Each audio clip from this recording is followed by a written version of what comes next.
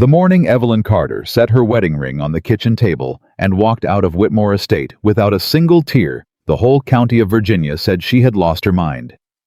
She didn't beg, she didn't scream. She just picked up her small leather bag, straightened her back, and walked through that front door like a woman who had already made peace with every ugly truth she'd spent 5 years learning. They called her broken. They called her finished.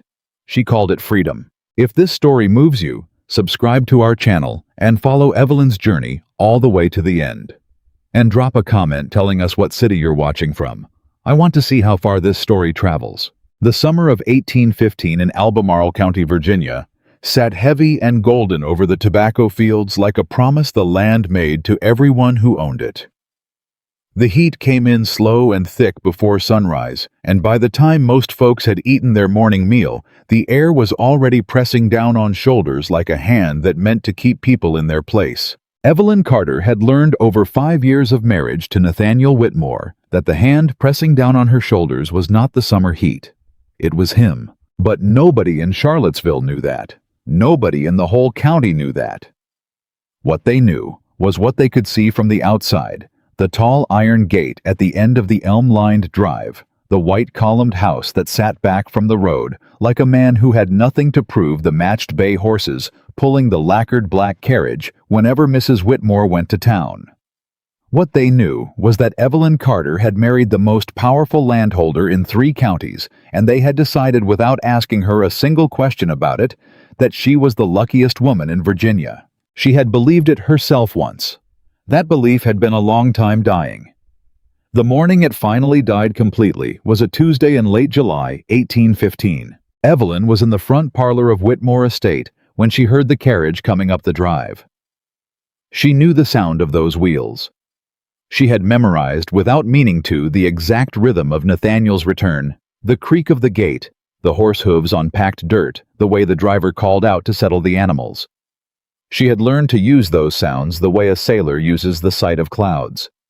To prepare, she set down the household ledger she'd been working through and folded her hands in her lap. Nathaniel came through the front door without removing his hat. He never removed his hat indoors anymore. It was a small thing, the kind of thing a wife might mention once and then decide wasn't worth the trouble. Evelyn had mentioned it exactly once in the first year of their marriage, and she had decided it wasn't worth the trouble. "You're in here again," he said. It wasn't a question. It wasn't a greeting. "I'm working through the household accounts," she said. "The flour order last month was—" "I don't need a report on flour." He crossed to the side table and poured himself a whiskey, though it was not yet 10 in the morning. "I need to know if Mrs. Bradshaw confirmed for Saturday's supper." "She did. I sent a reply yesterday." "You should have told me." "I'm telling you now." He looked at her over the rim of his glass. Nathaniel Whitmore was a handsome man, in the way that certain pieces of furniture were handsome, imposing, well-crafted, and entirely uncomfortable to be near for any length of time. He had dark hair, going gray at the temples, a jaw that looked like it had been cut from the same limestone they used for courthouses, and eyes that were a pale particular shade of gray, that people always described as distinguished when they were being kind and cold when they were being honest. "Mrs. Langley will be joining us as well," he said. "I told her this morning." Evelyn kept her hands folded in her lap. "You told me the guest list was settled." "The guest list is settled when I say it's settled." She said nothing. He set down his glass. "I'm going to need you to wear the blue silk. Not what you had on at the Harmon dinner. That color made you look pale." "All right. And I'd like you to speak with Judge Carey's wife about her sister's situation. She has opinions about the land dispute on the western border, and she's been putting them in the wrong ears. You can redirect her." Evelyn looked at him. "You want me to manage Judge Carey's wife?" "I want you to have a pleasant conversation with her that happens to steer the subject away from the western border. And if she asks my opinion directly—" "You don't have opinions about land disputes, Evelyn. You have very charming ways of changing subjects." He picked up his hat from where he'd finally set it on the side table, as if the conversation was entirely resolved. "That's what I need from you Saturday. Can you manage that?" She looked at the ledger in her hands. at the column of figures she'd been working through, at the precise, careful handwriting that was hers, that nobody had asked her to produce, that nobody credited her for producing.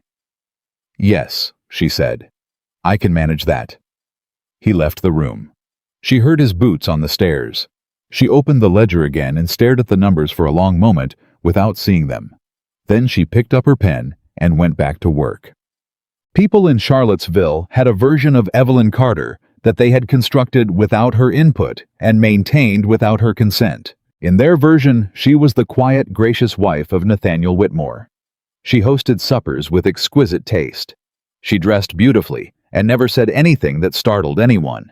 She was the kind of woman who made other women feel slightly inferior and slightly comforted at the same time, which is a specific quality that money and breeding can produce in a person and which has almost nothing to do with the actual person underneath. In their version, she had everything a woman could want. What she actually had was this: a house that wasn't hers, a name that wasn't hers, in any way that the law would protect a budget that Nathaniel controlled. To the penny, a social calendar she managed completely and received no acknowledgement for, and 5 years of slowly, carefully, quietly learning exactly what kind of man she had married. She had married him at 21. Her father had introduced them at a supper at the Harmon estate, which was the kind of place where introductions that mattered happened. Nathaniel had been 30 at the time, polished, attentive, already establishing himself as someone Albemarle County intended to take seriously. He had spoken to Evelyn for 20 minutes about her father's land, about the region's prospects, about a book she mentioned she was reading, and he had listened in the way that very few men at supper parties listened to 21-year-old women, which is to say, as if what she said was worth retaining. She had gone home that night and thought about him for a week. Her mother had thought about him for approximately 6 hours before declaring him the finest prospect in the county. Her father had thought about him for considerably less time than that, because Arthur Carter was a man with 2 debts he couldn't discuss in company, and 1 son whose legal education needed funding. And Nathaniel Whitmore was a man who had mentioned very casually, very generously, that he had contacts in Richmond who placed great value on capable young attorneys. Nobody said any of this out loud. That was the nature of it. Everything that mattered was said in the spaces between things, and Evelyn at 21 had not yet learned to read those spaces. By 26, she could read them perfectly.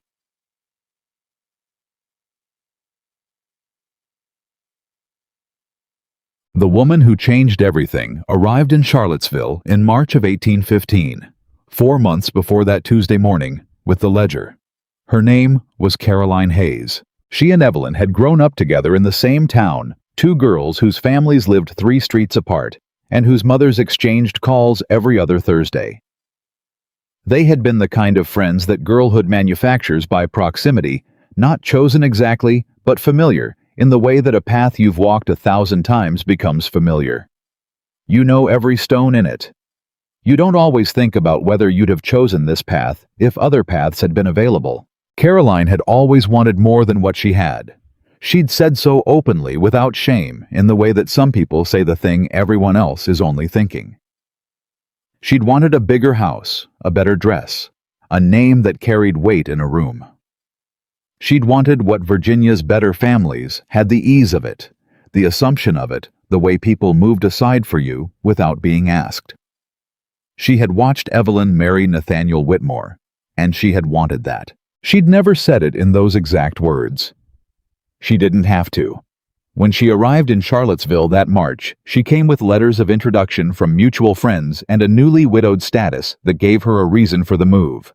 Her husband, a decent man from Richmond, who had left her with a modest income and no children, had died of fever the previous autumn. She needed a change of scene. Charlottesville was a respectable place for a respectable widow to rebuild. Evelyn had welcomed her without hesitation. That she would later understand was not a mistake. It was just a kindness that got complicated. "You have the most beautiful house," Caroline said on the first afternoon she visited Whitmore Estate.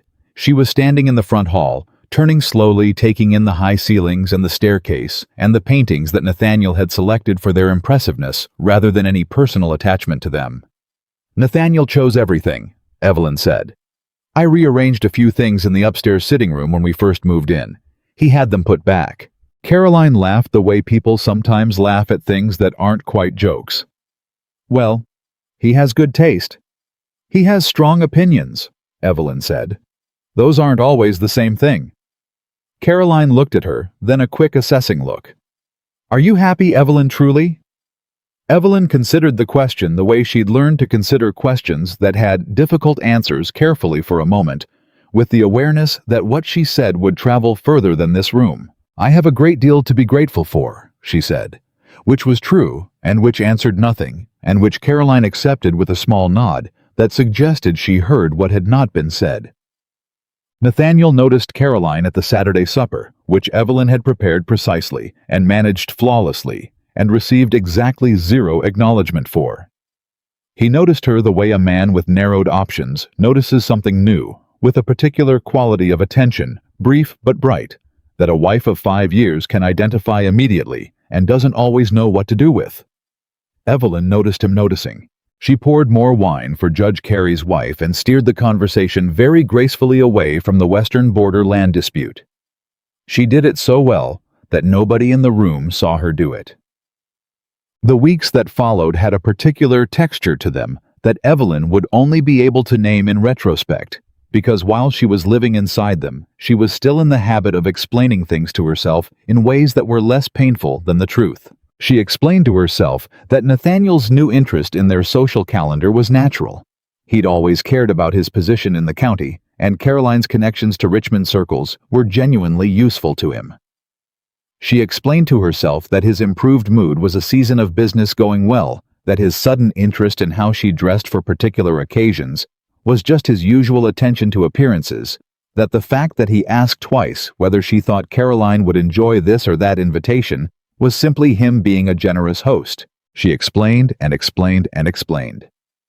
The night she stopped explaining was in early June. She had come downstairs late, unable to sleep, intending to get the book she'd left in the parlor. She heard voices through the library door. Nathaniel's low and even, and Caroline's, with that particular quality it got when she was pleased, and trying not to show how pleased she was. Evelyn stood in the hall. She did not open the door. She stood there for a long moment, her hand not quite touching the wood, and she felt something shift inside her. Not the sharp pain she might have expected, not the hot rush of anger or humiliation, but something quieter and more fundamental. The last wall of a story she'd been telling herself came down without drama, without noise, and what was behind it was simply the truth. She had known, not consciously, not in ways she'd let herself form into words, but in the way the body knows things before the mind will admit them. She had known for weeks, maybe longer, maybe much longer. She took her hand away from the door. She went back upstairs. She lay in bed in the dark, and she did something she had not done in a very long time. She thought clearly and without flinching about what she actually wanted, not what was expected of her, not what she owed to her family name or her father's debts or the social position she'd been installed in, like a piece of appropriate furniture. Not what a woman in her situation was supposed to want, which was for this to not be happening, for Nathaniel to come to his senses, for things to return to the version of normal she'd been managing for 5 years. What she, Evelyn Carter, actually wanted. She stared at the ceiling for a long time. Then she got up, went to the small writing desk by the window, and in the dark, she opened the drawer where she kept the leather-bound notebook that Nathaniel didn't know existed. She had started it 8 months ago. A record. Figures, mostly money, she'd quietly set aside from the household budget over the course of 2 years of managing it. Money that technically passed through her hands before it went where Nathaniel directed money she had, by small and careful increments, redirected into an account at a bank in Richmond under her maiden name. It wasn't a great sum. It was enough. She also had the letters. 3 years of correspondence with her mother's cousin in Augusta, Georgia, who ran a dressmaking establishment, and who had written twice that there was room for a woman with Evelyn's eye for fabric and figures if she ever found herself in need of a fresh start. She opened the notebook. She ran her finger down the column of figures. She thought about what a fresh start cost. Then she closed the notebook, put it back in the drawer, and went back to bed. She needed to be ready. She wasn't quite ready yet, but she was getting there. The conversation she hadn't meant to hear happened on a Wednesday. She'd been in the garden, the one area of the estate where she'd been left alone to make decisions, possibly because Nathaniel considered flower beds beneath his strategic attention. She was coming around the side of the house to go in through the kitchen door when she heard them on the back porch, voices low in the way people make their voices low when they don't want to be overheard but aren't trying very hard. She doesn't know. Caroline's voice.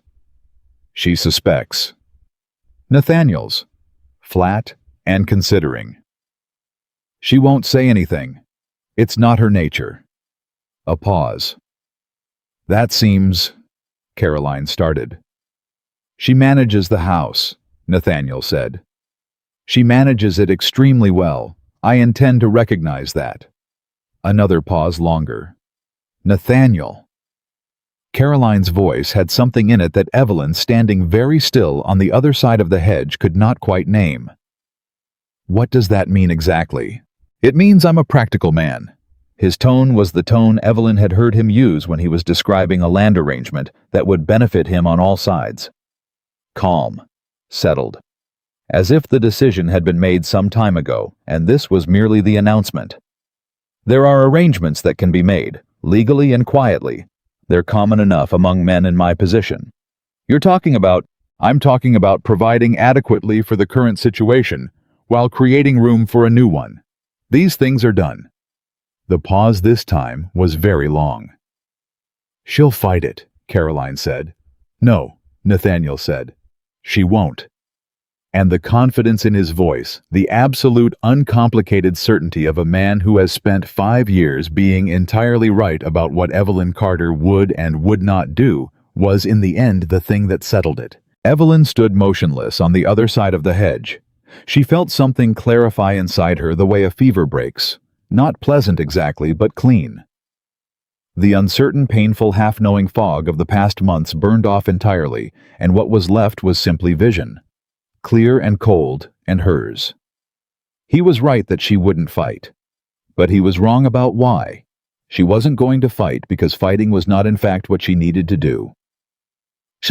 She spent the rest of June preparing. She was methodical about it in the same way she was methodical about the household accounts, not rushed, not emotional, simply thorough. She retrieved the notebook from the desk drawer and added to it.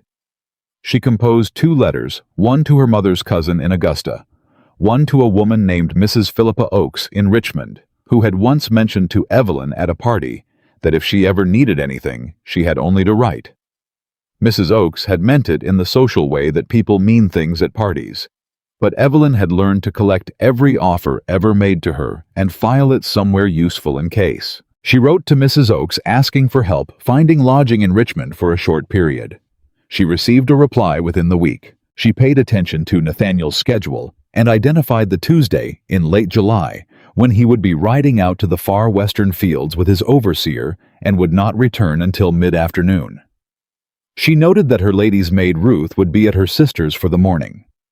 She noted that the house would be for a window of approximately 3 hours, managed by the kitchen staff and the groundsman, neither of whom had any reason to report her movements anywhere. She packed a single leather bag. Everything in it fit because she had chosen it carefully. Things that were hers by any measure. Things that had no monetary value to Nathaniel, but considerable value to her. Her mother's cameo brooch, the notebook, $53 in banknotes that she had been accumulating for 2 years, a change of clothes. The 2 letters she'd received folded small. She left the jewelry Nathaniel had given her on the dressing table arranged neatly. She was not interested in a battle over objects. She was interested in a clean exit. She did not write him a letter.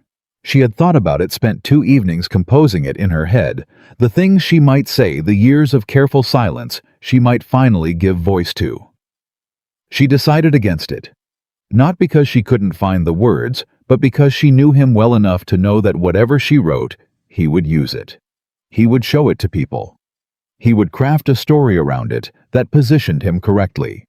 He was very good at that. Her silence would tell him nothing useful. That was the point.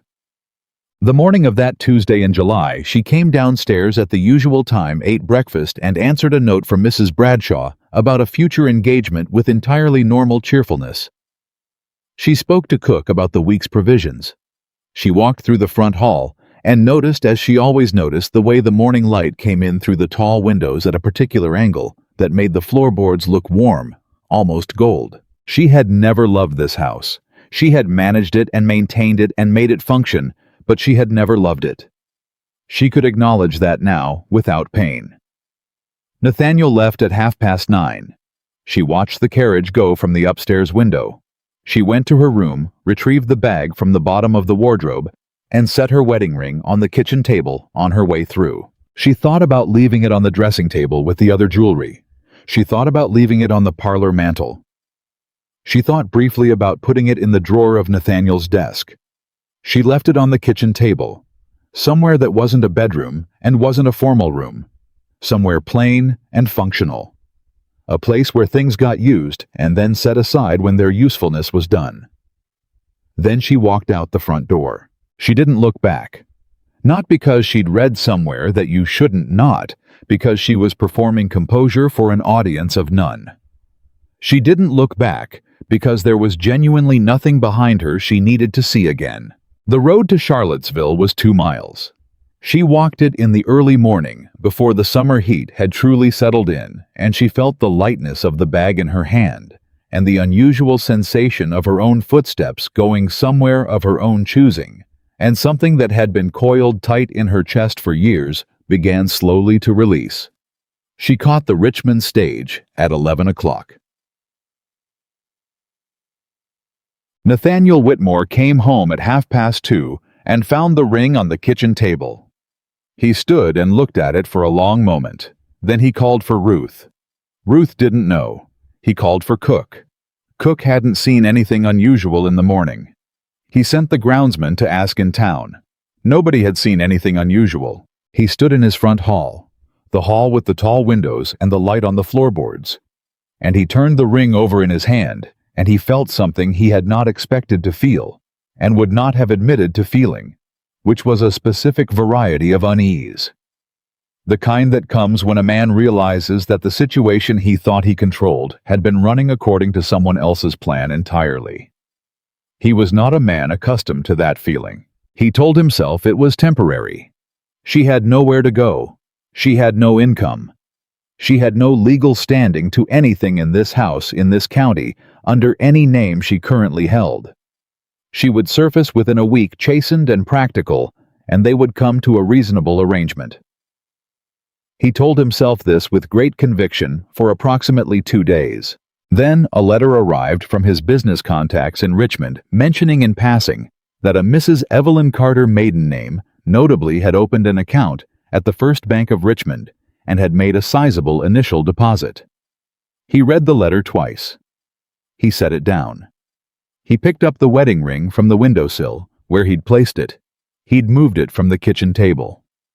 He hadn't been able to explain to himself why, and he held it for a moment. Then he set it back down and went to find Caroline.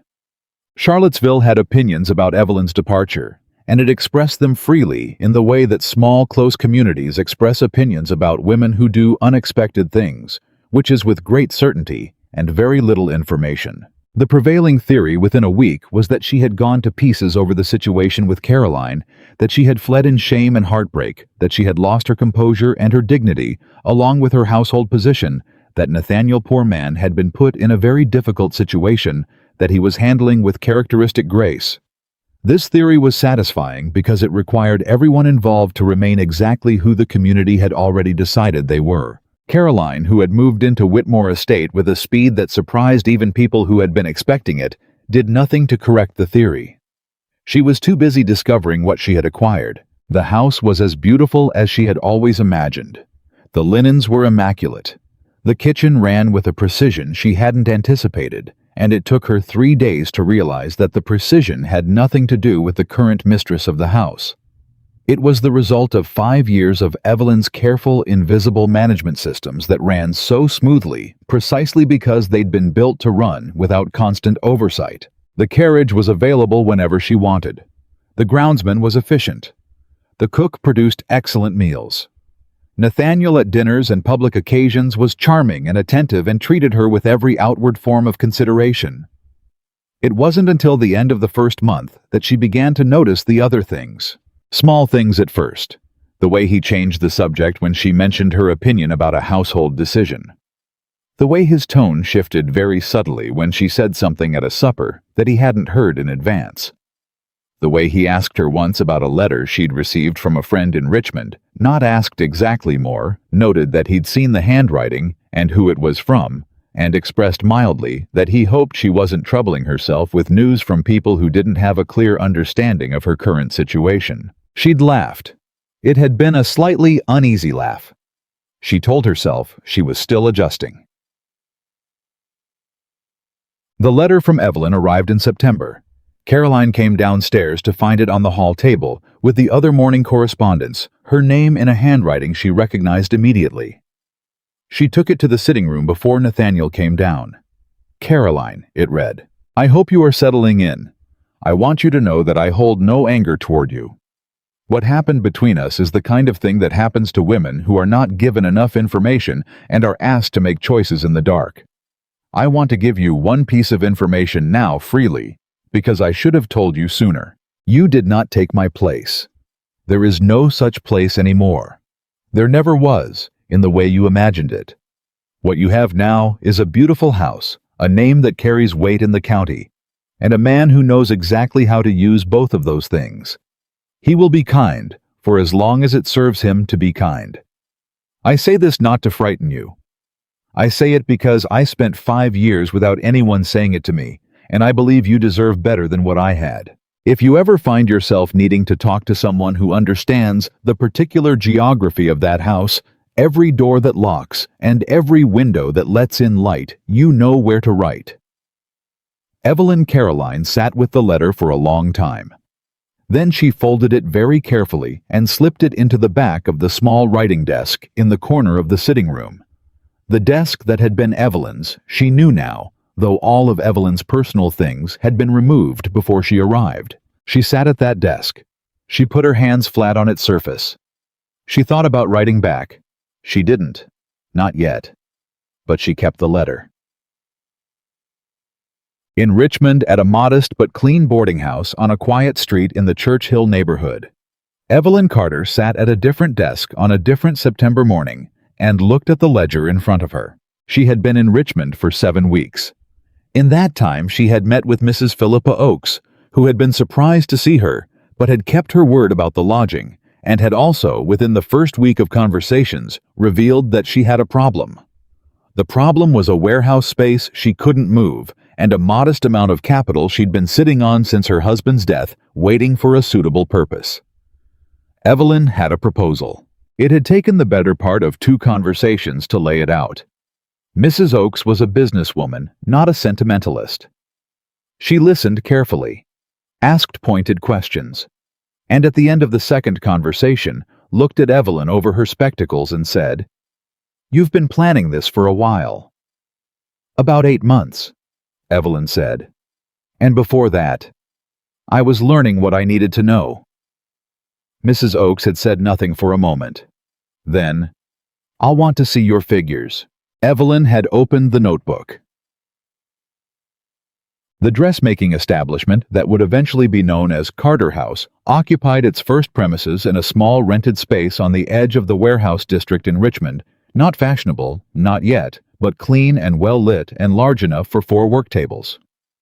In the beginning, there were 3 of them: Evelyn, Mrs. Oakes's investment, and the warehouse space, and a woman named Delia Marsh, who had been working as a seamstress for a prosperous merchant's household until that household had come to an abrupt end the previous spring, and who had hands that knew exactly what they were doing and eyes that could assess a bolt of fabric from across the room. Delia had been suspicious of Evelyn at first, in the way that a woman with calluses on her hands and a practical view of the world is suspicious of a woman who speaks like quality and is setting up business in a warehouse district. "You've never actually worked for wages," Delia said on the first day. "No," Evelyn agreed. "Do you know how long it takes to hem a dress to wedding standard?" "I know how long it should take.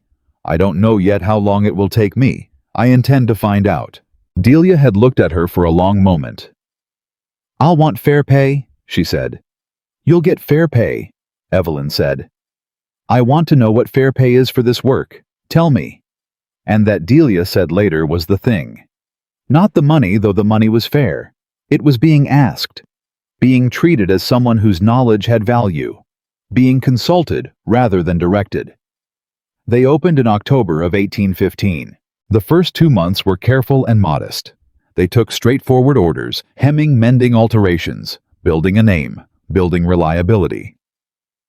Evelyn wrote every order in the ledger and worked late 2 nights a week going over the figures. She was for the first time in her adult life doing something that was entirely hers. It was harder than anything she'd done at Whitmore Estate. She was not surprised by this. She had not come to Richmond expecting easy. What surprised her was how much it didn't matter. The hard parts of it, the sore hands, the early mornings, the customers who tried to pay less than the agreed price the week in December, when 2 orders fell through and the figures looked frightening. None of it wore her down, the way 5 years of managed, invisible, unacknowledged labor had worn her down. Because this was hers. Every difficulty was a problem she was solving, not a constraint she was accommodating. She wrote in the notebook most evenings. Not figures, she kept those in the ledger. The notebook was for other things, plans, observations. The occasional letter she didn't send. One evening in November, she started a letter to her father. She got 3 sentences in. She closed the notebook. Not yet, she thought. When there's more to say. When there's something to show that doesn't require him to take her word for it. Back in Charlottesville, the summer of 1815 turned to autumn, and the county settled into its version of what had happened. The version was this Evelyn Whitmore, they still called her that, though she'd shed the name in Richmond, had not been equal to the demands of her position. Nathaniel had been patient. He was now moving forward with his life in the appropriate way, which was with a woman who understood what was required of her. Caroline attended the autumn socials on Nathaniel's arm, and smiled at women who looked at her with a specific mixture of admiration and reservation that she was still learning to read. At the Harmon Estate dinner in October, the same dining room where Evelyn had met Nathaniel 9 years ago, she sat across from a woman named Mrs. Alderton, who was the kind of woman who speaks her mind as a social practice and considers it honesty. "You're settling in well," Mrs. Alderton said. It wasn't quite a compliment. "I am, thank you," Caroline said. Evelyn was a fine manager of that house. A pause. "Everyone always said so." "I've found things very well organized," Caroline said. "I imagine you have." Mrs. Alderton's gaze was direct and entirely friendly, in a way that somehow didn't feel friendly. She had a gift for it, all that invisible work, you know. The kind that only shows up when it stops being done. Nathaniel from further down the table glanced at them. Caroline felt it. She changed the subject. That night, driving home in the carriage, Nathaniel said, "What did you and Mrs. Alderton discuss?" "Just the usual pleasantries." "She seemed to take up a good deal of your conversation." "She's a talker." Caroline kept her voice easy. "You know how she is." A pause. The carriage moved through the dark. "Be careful with her," Nathaniel said. "She has a way of putting ideas in people's heads." Caroline said nothing. She thought about the letter in the back of the writing desk. She thought about the specific phrase Evelyn had used. "He will be kind, for as long as it serves him to be kind." The carriage arrived at Whitmore Estate. She got out, and the door of the house opened for her, and the light spilled out warm and golden into the night, and she stood for just a moment on the step before going inside. She knew this feeling, she realized. She recognized it now from Evelyn's face on a Tuesday afternoon in the parlor, from 1,000 small moments she had been present for and not understood at the time. It was the feeling of a woman standing at the entrance to a beautiful room, understanding for the first time what kind of room it actually was. She went inside. The door closed behind her. The letter Caroline had tucked into the back of Evelyn's old writing desk didn't stay hidden for long. Not because Nathaniel found it, he didn't. Not that time. It stayed hidden because Caroline kept it there deliberately, in the way a person keeps something they haven't decided what to do with yet. She'd go to the desk to write correspondence, feel it behind the small panel at the back, and her hand would pause over whatever she was writing for just a moment before she continued. She told herself she was being sensible. She told herself Evelyn was bitter, and that bitterness made women dramatic. She told herself that what Evelyn had experienced and what she was experiencing were fundamentally different things, because she and Nathaniel were fundamentally different. They had chosen each other freely, hadn't they? He had come to her. That meant something. That had to mean something. She told herself all of this very convincingly for approximately 6 weeks. Then Nathaniel told her to stop writing to her friend Margaret in Richmond. He didn't say stop. He said, "I think Margaret Holt is someone who has never had a very clear sense of appropriate boundaries, and I notice that when you've been corresponding with her, you come to supper with opinions that don't quite fit." Caroline looked at him across the supper table. "What opinions?" "About the Alderton land matter. You mentioned last week that you thought the boundary dispute ought to go to the county court." "I do think that. That's Margaret Holt's position, not a position that makes any sense for people in our situation." "Our situation, Caroline." His voice was patient, very patient. The way a man is patient with someone he has decided is not quite keeping up. "The Aldertons are on the wrong side of 6 people I cannot afford to alienate this year. Your friendship with Margaret is your business. But what you say at our supper table reflects on both of us, and I'd appreciate it if you'd be mindful of that." She picked up her fork. "Of course," she said. He smiled, satisfied, and moved on to something else, and Caroline ate the rest of her meal in a silence that she told herself was just a quiet evening. But that night she lay awake, and she thought about the word he'd used. Our supper table, our situation, both of us. She thought about the fact that he hadn't asked her opinion about the Alderton matter. He hadn't explained why her opinion was wrong. He'd simply told her that having it out loud in her own home was a problem for him. She thought about how long it had taken her to notice that. She thought about Evelyn sitting in this house for 5 years, at this table, in this room, with this particular quality of silence. She did not sleep well. She also did not stop writing to Margaret. She just became very precise about when she wrote and where she kept the letters. Delia Marsh was not a woman who gave compliments easily, which meant that when she gave them, they landed with a weight that a more generous person's compliments would never have. In December of 1815, 3 months into the operation of Carter House, she looked up from the work table one evening and said to Evelyn without preamble, "You've gotten good." Evelyn looked at the seam she'd just finished. She turned the piece over and checked the inside. "It's still not as even as yours." "No, but it'll hold and the customer won't see the inside. And you found that problem in the Caldwell order that I missed, so we're even." It was the closest Delia came to declaring a partnership, and both of them knew it. The Caldwell order had been their first significant commission, 12 garments for the daughters of a wealthy merchant family preparing for a season of social engagements. Evelyn had been the one to meet with Mrs. Caldwell because Delia had made it plain early on that customer-facing work was not her gift. "I know what I'm making," Delia had said. "I don't know how to talk to women who can't decide what they want and expect you to decide it for them, while also making them feel like it was their idea." Evelyn had smiled at that. She knew exactly how to do that. She'd been doing it for 5 years. It turned out the skill transferred. Mrs. Caldwell had left that first meeting having commissioned 3 more garments than she'd originally intended, all of which she was convinced had been entirely her own choices, and she'd mentioned Carter House to 2 friends before the week was out. "Word travels fast when it's good news," Delia observed, going over the new inquiries. "It travels faster when it's bad," Evelyn said. We can't afford a single careless order. We won't have one. No. Evelyn agreed. We won't. They looked at each other across the work table. Two women who had arrived at the same destination by completely different roads, who had every reason to distrust each other, and had somehow ended up trusting each other anyway, and something passed between them that didn't need to be named. It was the particular understanding of women who have learned to be precise about everything because they cannot afford for anything to be vague. In Charlottesville, January arrived cold and brought with it the kind of social obligations that Nathaniel took seriously, which meant Caroline was expected to take them seriously too.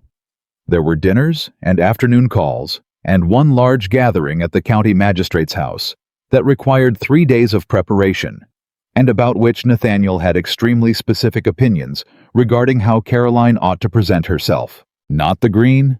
he said when she came out in the green dress she'd bought in Richmond the previous autumn. "I like this dress. It's a fine dress. Wear it to something else." He didn't look up from the papers on his desk. "The blue one, the darker blue." Caroline stood in the doorway. "Nathaniel, I've worn the darker blue 3 times this season. It's appropriate." "For who?" He looked up then. Just briefly, with the particular quality of attention that she'd started without quite meaning to filing away in the back of her mind, along with other things she was collecting.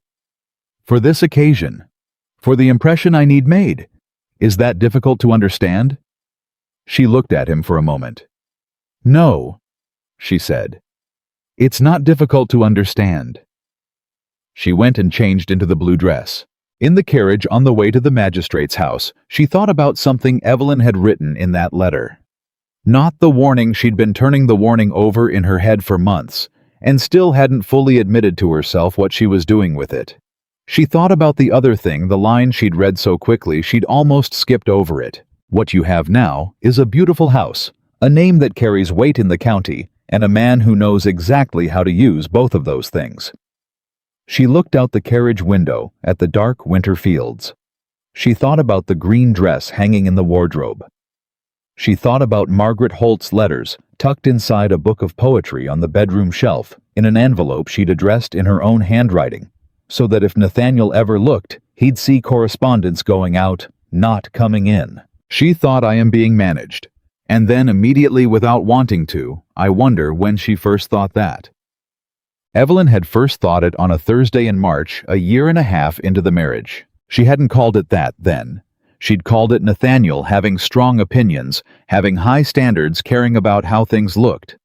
She'd told herself these were the qualities of a capable man, that his certainty about everything was simply confidence that a man who ran 300 acres of tobacco fields and held the ear of county officials couldn't be expected to treat his household like a democracy. The Thursday in March had been a supper party. 12 guests. Evelyn had organized everything. The menu, the seating arrangement. The flowers, the timing of each removed the balance between guests who needed separating and guests who would draw each other out. She'd spent 3 days on it, and it had gone flawlessly in the way that things go flawlessly when the person running them has thought of everything and left nothing to chance. Afterward, when the guests had gone and the house was quiet again, Nathaniel had said, "Good supper. You might want to watch how long you speak with Harrington, though. His wife notices." That was it. That was the entirety of the acknowledgement. Evelyn had stood at the hall table still in her supper dress and waited for something else. For good work, Evelyn, or everything was perfect, or even just his eyes finding hers in some way that said, "I see what you did here." Nothing. He went upstairs. She stood at the hall table for another minute. Then she went to the kitchen and told Cook the supper had been excellent because somebody ought to be told so, and she meant it, and Cook had smiled with the particular relief of a woman whose work had gone noticed by someone who understood it, and Evelyn had thought there. That's what I should have gotten too. She hadn't named it that night, but she'd filed it away. By the time she left, she had 2 years' worth of things filed away. Enough to know exactly what kind of man she'd been married to and exactly how long she'd been explaining it away. February of 1816, and Carter House had a waiting list. Evelyn read the word in Delia's handwriting at the top of the new inquiry ledger waiting list, and she sat with it for a moment before she did anything else. A waiting list meant they had more work than capacity. It meant the name was established enough that people were willing to wait for it. It meant that what she'd built over 4 months of long days and careful work, and more than a few evenings of looking at the figures with a stomach that wasn't entirely calm, had become something real. "We need another pair of hands," Delia said without ceremony. "I know. I have someone in mind. Name's Iris. She was trained in Philadelphia, came down here when her husband took work on the docks. He's gone now, fever this past autumn. She's been taking in piecework, and she's better than piecework." Evelyn looked up. "You've already spoken to her. I wanted to see if it was worth raising before I brought it to you." Delia's expression was completely level. This was how she operated. She didn't waste Evelyn's time with possibilities she hadn't already assessed. "It is." "Then bring her in. I'd like to meet her this week." Iris came in on a Thursday. She was a quiet woman with steady hands and the particular economy of movement that comes from years of work that requires precision and the constant awareness that mistakes cost money you may not have. She and Evelyn sat at the table and talked through wages and hours and expectations, and at the end of the conversation, Iris said, "You're the Carter woman, from Albemarle County." Evelyn looked at her. "I am. My husband's cousin worked at the estate outside Charlottesville. Said Mrs. Whitmore ran a tight house." Iris's face was neutral observational. "That you?" "It was," Evelyn said without particular inflection. Iris nodded slowly. "Well." She looked at the work table at the orders stacked neatly by delivery date at the 2 windows that let in decent morning light. "I've worked in worse places." "I intend for this to be considerably better than worse," Evelyn said. "I can see that." A pause. "I'll start Monday." The thing about Nathaniel Whitmore was that he was not a stupid man. That was the part Caroline hadn't fully accounted for. She'd known he was intelligent. That was part of what she'd found compelling: the quickness of his mind, the way he read a room and immediately understood its social architecture. She'd admired it. She'd thought it meant he saw things clearly. What she hadn't understood, and was slowly coming to understand, was that a man who sees things very clearly is not necessarily a man who sees you clearly. He might in fact use all that clarity for other purposes entirely, and you might find yourself thoroughly assessed and categorized and filed somewhere useful in his mind without ever having been truly seen. She understood this on a rainy afternoon in February when Nathaniel came home early and found her at the writing desk with a letter half finished. "Who's that to?" he said, in the conversational way he had, not accusatory, just interested, the way he was interested in everything that went on in this house. "Just a note to Evelyn's old seamstress about a repair," she said. And it was true, she was writing to the woman who'd done work for the house before Evelyn left, and the seamstress's name was on the letter where Nathaniel could see it. He glanced at it. That woman charged outrageous rates. "I thought I'd ask about a particular kind of needlework for the parlor curtains.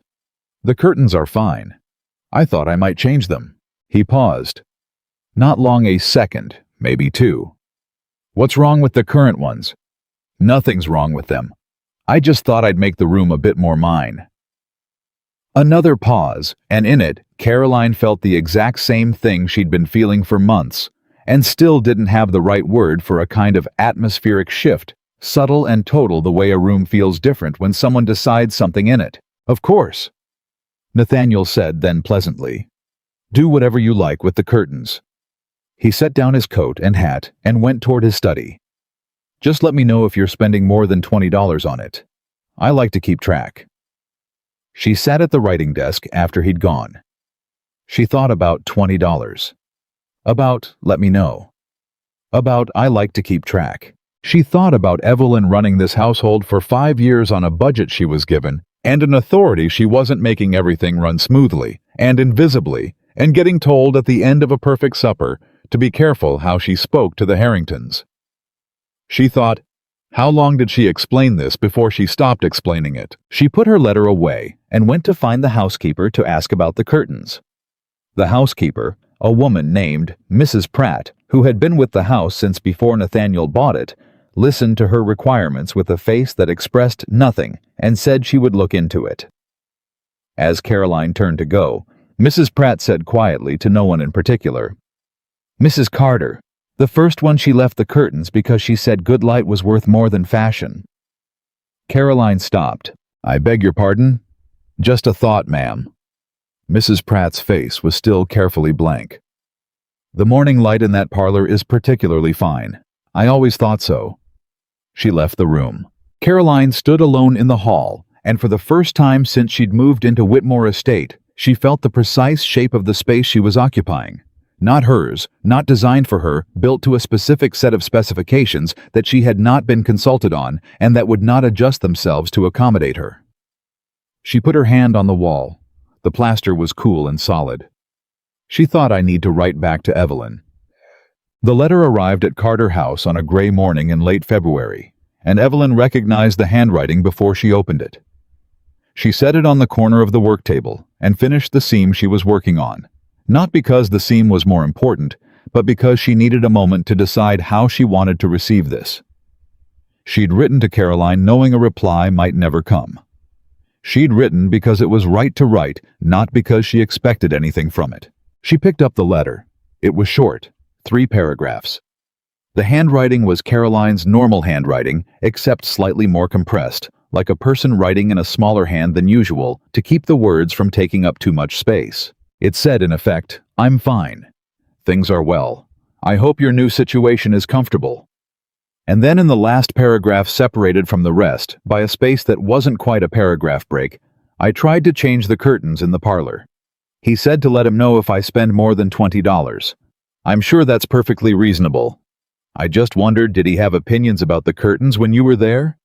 Evelyn read it twice. She sat at the work table with the letter in her hands, and she thought about how long it had taken Caroline to write that last paragraph. Weeks, probably. Months of feeling something she couldn't name building up to a question she had to make sound small in order to ask it at all. She recognized it precisely because she had done it herself many times in the letters she'd never sent. She wrote back that afternoon. She wrote carefully because Caroline wasn't ready for everything yet, and pushing someone toward a truth before they're ready to hold it only makes them defend against it. She wrote, "He did not have opinions about the curtains. He had opinions about the budget they required and how it reflected on his management of the household. I spent 3 years thinking those were the same thing. They aren't." She sealed the letter. She thought about what she'd actually left out, which was this: it's not the curtains. It's never the curtains. The curtains are just the place it shows itself, the small, ordinary surface where the larger thing becomes visible. And once you've seen it there, you see it everywhere: in the supper conversation, in the dress you're told to change, in the friend you're told to manage, in the opinions you're told you don't have, in the 5 years of invisible work for which no one not once said thank you. The curtains are just where the prison shows its bars. She didn't write that. Not yet. But she thought it sitting at her work table in the building that was hers, surrounded by work that was hers, answerable to nobody's budget but her own, and her partnership agreement with Mrs. Oakes, and she thought it with the clear, steady feeling of a woman who has crossed a long distance and can afford to look back now without flinching. March brought a thaw, and with it the busiest month Carter House had seen.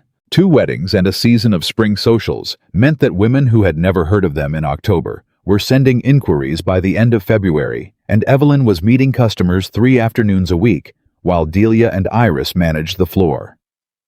They hired a 4th pair of hands, a girl named Lucy, 17, daughter of a washerwoman who had been altering her mother's customers' clothes on the side for 2 years, and whose eye for proportion was better than anyone had a right to expect from someone who'd never had a day of formal training. Evelyn paid Lucy a fair wage from the first week. She remembered very clearly what it felt like to have your labor assessed and used and not compensated. She did not intend to run that kind of establishment. "You're going to lose money on her until she's faster," Delia said, reviewing the payroll. "She'll be faster in a month," Evelyn said. "And then I'll have someone I trust who owes her skill to this place. That's worth more than the margin." Delia looked at her. "You've thought about this." "I've thought about most things," Evelyn said. "I had a long time to plan." She had in fact been thinking about it for 2 years before she left Whitmore Estate. Not just the money, not just the logistics. She'd been thinking about what kind of place she wanted to build, what kind of work she wanted to do, what kind of woman she wanted to be answerable to at the end of every day. She'd thought about every woman she'd watched at suppers and socials in Charlottesville, the ones who ran brilliant households and were called very capable, the ones who managed complex social machinery and were called charming, the ones whose invisible work made their husbands' positions possible and who were never credited for a single afternoon of it. She thought about building something that had their names on the door. Carter House had her name on the door. She looked at it every morning when she unlocked it. It was a small sign. Plain wood black paint professional lettering. Nothing that would stop traffic. But it was hers, and the word hers had a weight she hadn't understood before she lost access to it. In April, a woman named Mrs. Frances Alderton came to Carter House. Evelyn recognized the name Mrs. Alderton, had been a fixture of Charlottesville society, one of the women who had always looked at Evelyn at parties with a directness that the other women's glances lacked. She'd heard through Mrs. Oakes's network of well-informed acquaintances that Mrs. Alderton had made some pointed remarks about the Whitmore situation at a dinner in October. She didn't know what the remarks had been. Mrs. Alderton walked into Carter House like a woman who walked into every room the same way fully, without apology, taking stock of everything in under 30 seconds. "You're Evelyn Carter," she said. Not a question. "I am," Evelyn said. "How can I help you, ma'am?" "I need 3 things made. My regular dressmaker in Richmond has become unreliable, which is a polite way of saying she missed a delivery by 2 weeks and gave me someone else's embroidery in the final product." Mrs. Alderton's gaze moved around the workroom. The tables, the orders, Delia at the far end, with her head down, and came back to Evelyn with what looked like satisfaction. "Mrs. Oakes says you don't miss deliveries." "We do not." "She also says you're building something real here." Evelyn met her eyes. "I intend to." Mrs. Alderton tilted her head the way a woman does when she's decided something. "I heard you left Charlottesville very quietly last summer." "I did." "I heard Nathaniel Whitmore said you'd gone to pieces over the situation." "I imagine he did. I told Mrs. Crenshaw at dinner in October that I'd never once seen you go to pieces in 5 years of social occasion." A pause. "I told her a woman who runs a house that well doesn't go to pieces. She does something considerably more useful." Evelyn looked at her for a moment. "Thank you," she said. And she meant it in the specific solid way that means something when it comes from someone who doesn't give compliments lightly. "Don't thank me. Just don't miss my delivery dates." Mrs. Alderton set her hat on the chair. "Now, show me what you have in the spring fabrics." Yeah. The letter Caroline sent in April was longer than the one in February. It was also less carefully contained.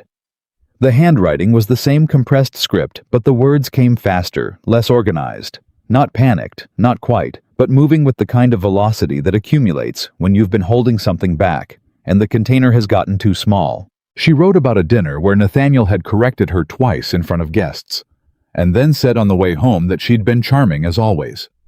She wrote about asking the housekeeper a question about the household accounts, and being told politely that all account matters went through Mr. Whitmore. She wrote about a friend from Richmond who had come to visit not Margaret.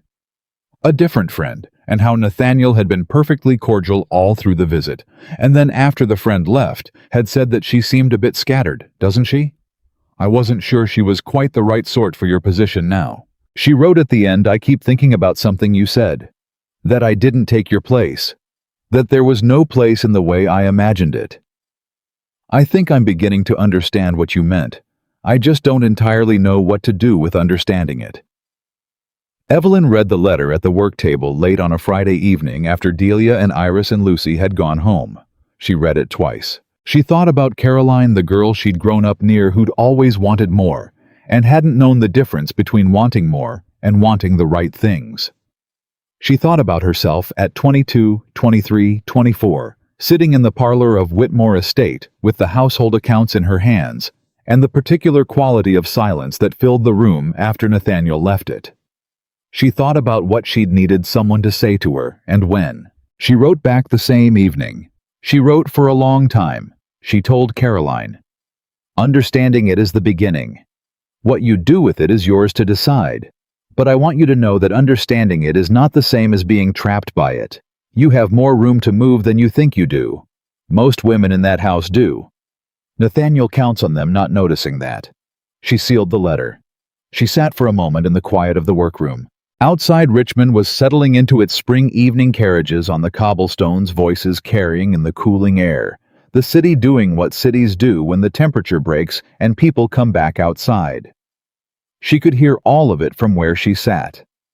She looked at the ledger, at the order book, at the small framed document on the wall that recorded the business license for Carter House with her name on it, her real name. The name she'd been born with and had set aside and had taken back. She thought about what it had cost her to get to this room this evening, this particular kind of quiet. She thought it had been worth exactly every bit of it. She put out the lamp and went home. The May letter didn't come. Evelyn noticed its absence the way you notice a sound that stops not immediately, but in the particular quiet that follows. She'd grown accustomed to Caroline's compressed handwriting arriving every 4 to 6 weeks. Each letter a little less careful than the one before. Each one peeling back another layer of the story. Caroline was still working up the courage to tell herself. When May passed without a letter, and then the first week of June, Evelyn told herself it meant nothing. People got busy. Correspondence lapsed. It didn't have to mean anything had happened. She told herself this and kept working, and didn't entirely believe it. Then Iris came in on a Monday morning in mid-June, with a copy of the Richmond Enquirer folded to the second page, set it on the work table without a word, and went to her station. Evelyn looked at it. The notice was small.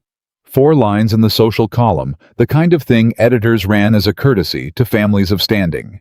It announced that Mr. Nathaniel Whitmore of Albemarle County intended to formalize his domestic arrangement, and that legal proceedings pertaining to his previous marriage had been resolved in the County Court of Albemarle the prior Thursday. 4 lines. Nathaniel's name. The words resolved and proceedings doing a great deal of work in very little space. Evelyn read it twice. She set the paper down. She felt something move through her. Not pain, not quite, but a kind of echo of pain, the way a healed injury sometimes aches in cold weather. Not because she wanted anything to be different, because reading it in 4 lines in a newspaper column, that small, that routine, made concrete what she'd known abstractly, that 5 years of her life had been processed through a county courthouse and filed under resolved without anyone asking her a single question about it. She picked up the paper again. She thought about Caroline. She thought, she has the letter. She knows where to write. She'll write when she's ready. Then she thought, what if she's not all right? She was at her writing desk by noon. See, the letter she wrote was different from the others. Less careful, more direct. She wrote, I saw the notice in the Enquirer. I want you to know that I am thinking of you and that whatever you are feeling right now is allowed. All of it. I also want to ask plainly, are you safe? You don't have to tell me anything else. Just tell me that. She sent it to the Whitmore Estate address, which she hadn't used since the previous autumn. She sent it because it was the only address she had, and because not writing would have been its own kind of answer to a question she hadn't asked aloud. The reply came in 8 days. It was the longest letter Caroline had ever sent her. 12 pages, the handwriting no longer compressed, but sprawling in the way writing sprawls, when the hand can't keep up with what the mind is finally willing to say. She wrote about the courthouse, about standing in a room while men discussed her future acquaintances' domestic arrangements as a legal matter requiring resolution. About Nathaniel across the room, in his best coat, speaking in the measured, reasonable voice he used when he wanted people to think he was the most sensible person present, which was always in every room he entered. She wrote about the judge, a man she'd met at 4 suppers, who had looked at her once briefly, with something she couldn't name, and then looked away and continued processing paperwork. She wrote, I stood in that room, and I understood something I hadn't understood before. I understood that I had no weight in it. Not legally, not socially, not in any way that the men in that room were equipped to measure. I was a circumstance being managed. I was the part of the situation that required resolution. And I kept thinking, is this what she felt every day in that house for 5 years? Like a circumstance, like something to be managed. And then at the bottom of the 12th page in writing that was steadier than the rest, as though she'd stopped and collected herself before the last paragraph I need to leave. I know that now. I knew it before the courthouse, if I'm honest, but I kept finding reasons to wait. I don't have any more reasons. I just don't know how. Evelyn read the letter at the work table that evening after everyone had gone. She sat with it for a long time. Then she picked up her pen. "Chand, she's asking you how to leave," Delia said the next morning. She hadn't read the letter. Evelyn had summarized it without including the parts that were Caroline's alone to carry. "What are you going to tell her?" "I'm going to tell her what I know," Evelyn said, "which is that you plan before you move, that you don't move before you're ready. That ready doesn't mean unafraid, it means you have enough that fear doesn't stop you." She looked at the order book without seeing it. "And that the first thing she needs is money that's hers. Not his, not joint. Hers." Delia was quiet for a moment. "You had money saved when you left. 2 years' worth of careful management." Evelyn looked up. "She doesn't have 2 years, and she doesn't have a household budget running through her hands. He'd have corrected that by now." "So what does she have?" Evelyn thought about it.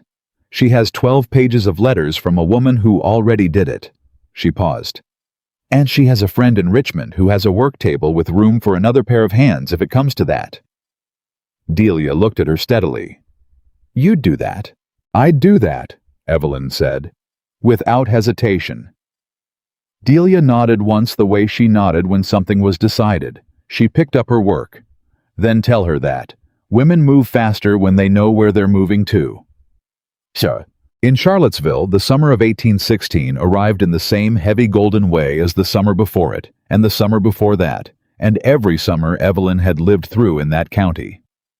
The heat settled in, and the tobacco grew, and the social rounds continued, and Nathaniel Whitmore proceeded through it all with the assurance of a man whose life was entirely on track. He had the formalization he wanted. He had the estate running the way he'd arranged it to run. He had what he'd calculated from the beginning as the optimal outcome, and if there were moments, usually late at night, when the house was quiet and he was going over his accounts, when something tugged at the edge of his thinking that he didn't examine too closely well. He didn't examine it. What he didn't have was a household that ran the way it had run. This had become apparent by February and was undeniable by June. Not catastrophically, nothing had collapsed. No dinner party had been a disaster. No guest had left unsatisfied. But there was a difference between a household that functions and a household that operates with genuine precision, and Nathaniel, who prided himself on noticing things, had noticed it and had nowhere useful to put the noticing. The cook knew. She'd known since the first week. She ran a tighter kitchen than most, and she'd run a tighter kitchen than she thought possible during the Carter years, because Mrs. Carter had been the kind of woman who made every operation she touched run better, without appearing to do anything, which is the highest form of management and the most invisible. The cook missed her in the specific professional way of someone who has experienced excellent working conditions and can't say so out loud. Mrs. Pratt missed her too, though she would have said if asked that she had no opinion either way. What Mrs. Pratt had, in fact, was a very clear opinion that she expressed to nobody, which was that the difference between the two women in this house was the difference between a woman who ran it and a woman who lived in it, and one of those was considerably easier on the house than the other. Caroline was not careless. She was not unkind. She was not difficult to work for in the ways that women could be difficult to work for. She simply didn't see the things that needed to be seen because nobody had taught her to see them. And Nathaniel, who had benefited enormously from 5 years of invisible seeing, had no language for what was missing because he'd never named it when he had it. He'd called it the household running smoothly as though it ran itself. It was only now, when it ran slightly less smoothly, that the mechanism became visible. and he couldn't identify the mechanism because he'd never looked at it when it was working. He only knew that something was different. He became by degrees more pointed in his assessments of the dinners, more specific about what hadn't landed correctly. He didn't raise his voice. He never raised his voice that wasn't his register. He used the tone of a man identifying a problem in a logical and entirely reasonable way, and the problem always turned out to be something Caroline had done or failed to do, and the assessment always arrived after the fact when there was nothing to be done about it except to understand that it had been wrong. Caroline had stopped being surprised by this in approximately March. By June, she was keeping a mental record the way Evelyn had kept a paper one. She just hadn't told herself that's what she was doing. The letter Evelyn sent after Caroline's 12 pages arrived at Whitmore Estate on a Tuesday morning, and Caroline read it at the breakfast table before Nathaniel came down. She read it quickly, and then read it again slowly, and by the time she heard his boots on the stairs, she had folded it into the pocket of her dress with the practiced naturalness of a woman who had been managing small secrets for months. The letter said, among other things, "You asked how. Here is how. You start with the thing you can control, which is what's yours, separate from what's his. Money first. Not much enough. The exact number matters less than the fact of it being yours. Then you think about where you go. Then, when both of those things are arranged, you go. Not before, but also not much after. And then, there is a work table in Richmond with your name on it if you want it. Not charity. Work. Real work that is yours, that you will be compensated for and credited for, and that will matter because you made it matter. If that is something you want, write back and tell me, and we will work out the rest." Caroline sat at the breakfast table with her hand on her pocket. Nathaniel came in, poured his coffee, opened his correspondence. "Quiet morning," he said without looking up. "Yes," she said. He looked up then briefly. His eyes moved over her face in the assessing way they always moved, reading her filing, whatever he read, moving on. "You look tired." "I slept well enough." "You've been spending evenings at the writing desk." Not an accusation, an observation. He had a way of making observations that carried the weight of accusations without any of the vulnerability. "Don't let it keep you up." "I won't." He went back to his correspondence. Caroline looked at the hand she'd pressed against her pocket. She moved it to the table. She picked up her coffee cup. She thought money first. Not much, enough. She thought about what enough looked like specifically in her specific situation. She thought about the small decorative box on the bedroom shelf where she kept her jewelry, the pieces she'd brought with her from her first marriage before Nathaniel, that were therefore legally and unambiguously hers. She thought about what they were worth appraised converted to banknotes at a Richmond jeweler. She thought about what a safe, quiet deposit at a Richmond bank would require, and whether a woman could accomplish such a deposit without her husband being informed of it, and the answer to that second question was carefully and with advanced planning and not in Charlottesville. She thought about all of this at the breakfast table, while Nathaniel read his letters and the cook cleared the sideboard and the summer morning moved forward in its ordinary way. Then she picked up her pen and wrote a brief, polite note to Margaret Holt in Richmond, saying she'd been thinking of visiting for a few days later in the month and asking if Margaret might be free. She sent it with the Morning Post. What happened in the third week of June was not the thing Caroline had been planning for. She'd had a plan careful, staged the way Evelyn had outlined it, moving pieces into position before moving herself. She'd been 2 weeks into executing it. She had the jewelry appraised. She had Margaret's confirmation for the visit.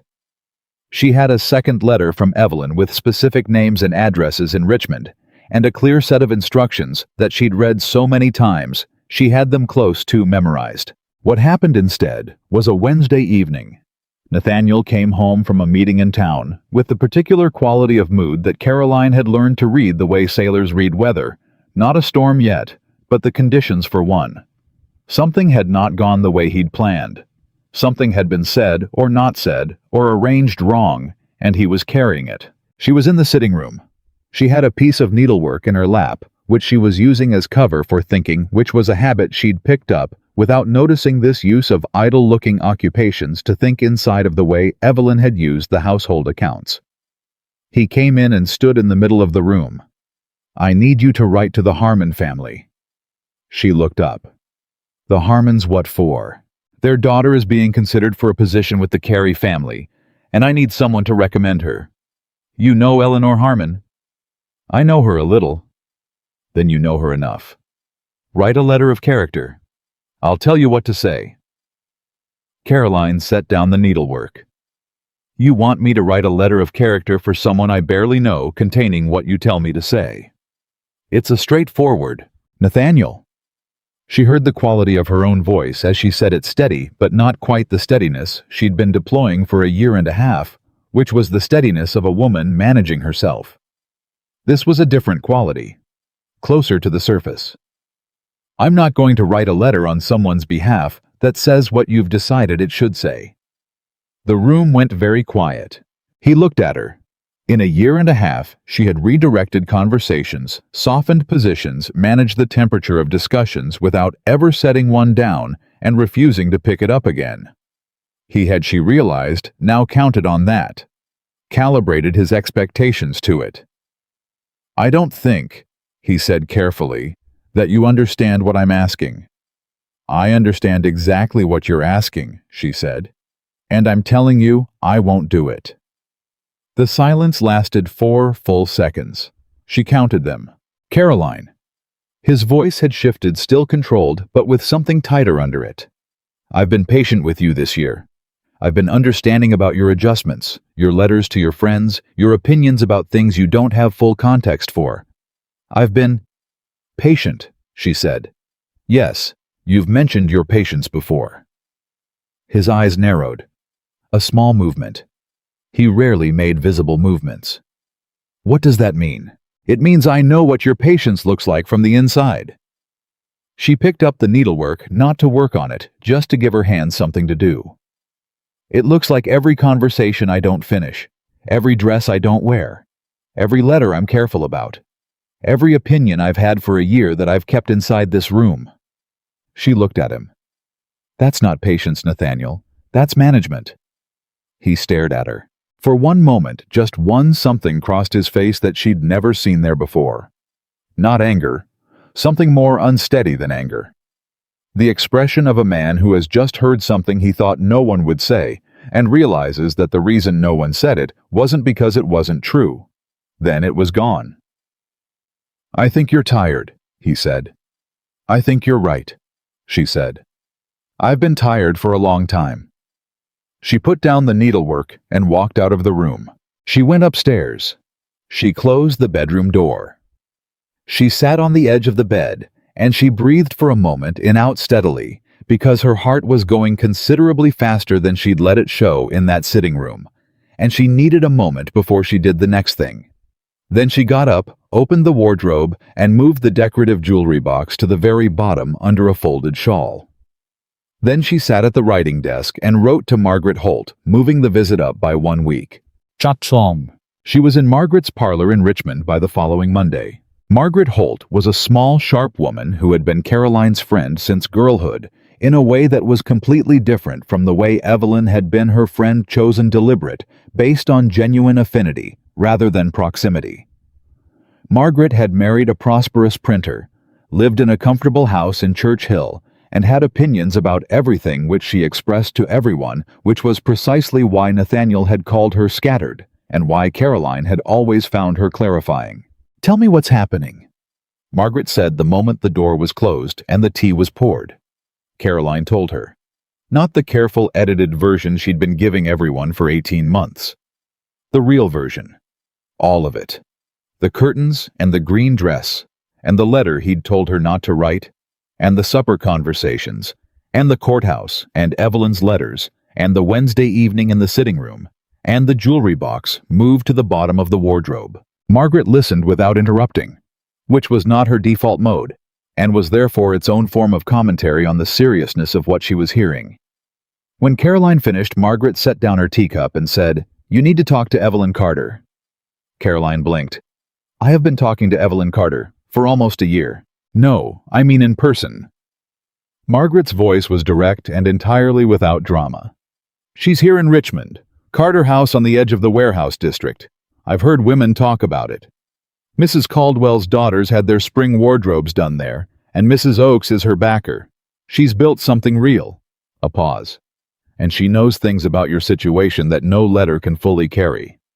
Caroline sat with that for a moment. She thought about a year of letters, about everything those letters had carried and everything they hadn't been able to, about the 12 pages she'd written in May and the way she'd still held back, still kept certain rooms of the truth closed off, because putting them in a letter was different from saying them out loud to a person who would look back at her while she said them.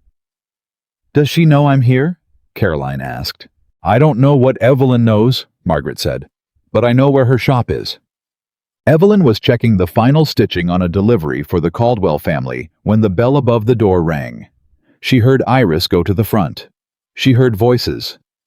Then Iris appeared at the workroom entrance with an expression that was carefully neutral in the way it got when she thought something was significant and wasn't sure if it was her place to say so. "Someone to see you," Iris said. "She says her name is Caroline Hayes." Evelyn set down the garment. She walked to the front of the shop. Caroline was standing just inside the door. She looked different. That was the first thing. Not worse. Not broken, but like a person who has been carrying something for a long time and has finally stopped pretending the carrying isn't hard. Her dress was good. Her posture was the posture of a woman who had learned to hold herself a certain way in company and hadn't yet let it go. But her eyes were different. They were looking at Evelyn with something in them that wasn't shame exactly, though it was near it. Something more honest than shame. "I should have written that I was coming," Caroline said. "You're here," Evelyn said. "That's enough." A beat. 2. Caroline looked around the front room, the fabrics, the display pieces, the sign above the counter. Her eyes came back to Evelyn. "You built this," she said. It wasn't entirely a statement. "We built this," Evelyn said. "Delia, Iris, Lucy, Mrs. Oakes, and me." "But you started it." "I started it." Caroline looked at her for a long moment. Then she said, and her voice was very quiet, the way voices get when they've finally arrived at the thing they've been trying to say. "I'm sorry, Evelyn, for what I did, for what I told myself to justify it, for not seeing, for not wanting to see." Evelyn looked at her. She thought about all the things she could say. She thought about 5 years at Whitmore Estate. She thought about the kitchen table, and the ring she'd set on it, and the road to Charlottesville, and the Richmond stage, and the first evening in the boarding house, when she'd sat on the bed and thought, "I am free. It doesn't feel like anything I expected. You weren't the one who hurt me," she said finally. "Not really. You were a woman who wanted something and didn't understand what it cost." She paused. "He was the one who did the hurting. He's very good at it. He does it so quietly that by the time you understand what's happened, you've been explaining it away for years." Caroline pressed her lips together for a moment. "I said something to him on Wednesday, in the sitting room. I told him I knew what his patients looked like from the inside." Evelyn was quiet. "What did he do?" she said. "He told me I was tired." A pause. "He wasn't entirely wrong, but he meant it as a dismissal, and I heard it that way, and then I went upstairs and moved the jewelry box." Evelyn understood immediately. "Are you planning to leave?" "I'm planning to be ready to leave." Caroline met her eyes. "I came here because I needed to understand what ready looks like, what it felt like for you when you knew." Evelyn thought about the night she'd stood outside the library door with her hand not quite touching the wood. She thought about the morning with the ledger. She thought about the particular quality of clarity that had come over her, not like a revelation, but like a fog burning off, leaving something cold and clean. "It doesn't feel like certainty," she said. "It feels like running out of ways to explain it to yourself, like the last story you could tell yourself finally falls apart, and what's left isn't drama. It's just the truth sitting there, and you've been looking at it for so long that you're not even surprised." Caroline closed her eyes briefly. "I ran out of stories in the sitting room on Wednesday," she said. "Then you're ready," Evelyn said. They stood in the front room of Carter House, two women on opposite sides of the same door. One already through one, standing at the threshold, and for a long moment neither of them said anything. Then Evelyn said, "Come and sit down. We have a great deal to work out, and I don't intend to rush it." Choi. What came out over the next 3 hours was the full account, not the letters, not the careful managed versions, but the real thing spoken out loud in the way that spoken things have a different weight than written ones. Carolyn talked, and Evelyn listened, and occasionally Delia came through the front room on some errand, and gave no sign of hearing anything which was its own form of discretion. Caroline talked about the courthouse. She talked about what it felt like to have her status as a wife processed by a court, as a matter requiring resolution, while she stood in the room as something less than a participant. She talked about Nathaniel's voice in that room, calm, sensible, entirely in command of a narrative in which she was a circumstance. "He's very good at narratives," Evelyn said when Caroline paused. "He has one for everything," Caroline said. "He had one for why you left. He's been using it for a year. I've heard it so many times I could recite it." "What does it say?" Caroline looked at her directly. "That you couldn't manage the demands of your position, that the situation with us was incidental, that the marriage had been struggling for years, and he'd been patient, that he wished you well, but that some women simply aren't suited to—" She stopped. "It's a very comprehensive story. It answers every question before anyone can ask it." Evelyn sat with that for a moment. She was not, she found, particularly surprised. She had known the story existed. She'd known that when she'd left without a letter, without a public accounting, she'd ceded the narrative to him. She'd made that choice deliberately, and she'd made it knowing its cost. She said, "And how many people believe it?" "Most of them." A pause. "Mrs. Alderton doesn't. She said so at the Harmon dinner last autumn. Nathaniel heard about it." "What did he do?" "He mentioned at breakfast the next morning that Mrs. Alderton had never been particularly reliable in her assessments of people." A beat. "He mentioned it once. He didn't need to mention it twice." Evelyn understood. One mention in that tone was a calibration. It told everyone in earshot where the line was without appearing to draw one. "He's been doing this for a long time," she said. "Not a question. Long before either of us knew him," Caroline said. "I think it's simply how he moves through the world." She paused. "I don't think he even knows he's doing it. I think it's just how things work to him. You move pieces. You manage situations. You tell stories that serve you. And the people around you are either useful or their circumstances requiring resolution." "Yes," Evelyn said. "That's exactly it." They looked at each other. "The thing that frightens me," Caroline said quietly, "is that it works. It's worked his entire life. It will keep working. He'll tell the story and people will believe it, and I will leave, and there will be another woman eventually, and she won't know any of this, and—" "Yes," Evelyn said. "That's the hardest part." A silence. "We can't stop him telling the story," Evelyn said. "But we can make sure the truth exists somewhere, written down, witnessed, in enough places that it becomes available to anyone who wants to find it." Caroline looked at her. "What does that mean?" "It means that before you leave we document everything you've observed, everything that happened, everything you can put your name to. Not for a courthouse, I know what courthouses do with women's testimony, but for the record, for the women who come after you." Evelyn met her eyes. "And because I should have done it and didn't, and I've thought about that every time I've read one of your letters."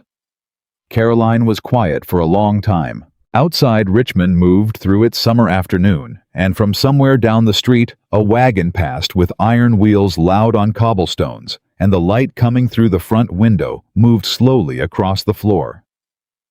"All right," Caroline said. "Tell me where to start." They started that same afternoon.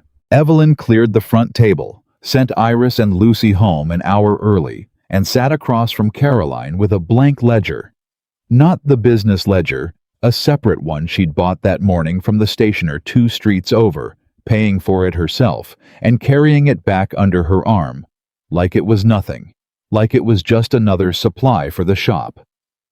She set it on the table between them and opened it to the first page. "Start with the courthouse," she said. "Not because it's the worst thing, because it's documented. It happened in a room with witnesses and a written record, and your account of it can't be disputed the way your account of a private conversation can." Caroline looked at the blank page. "What do I say?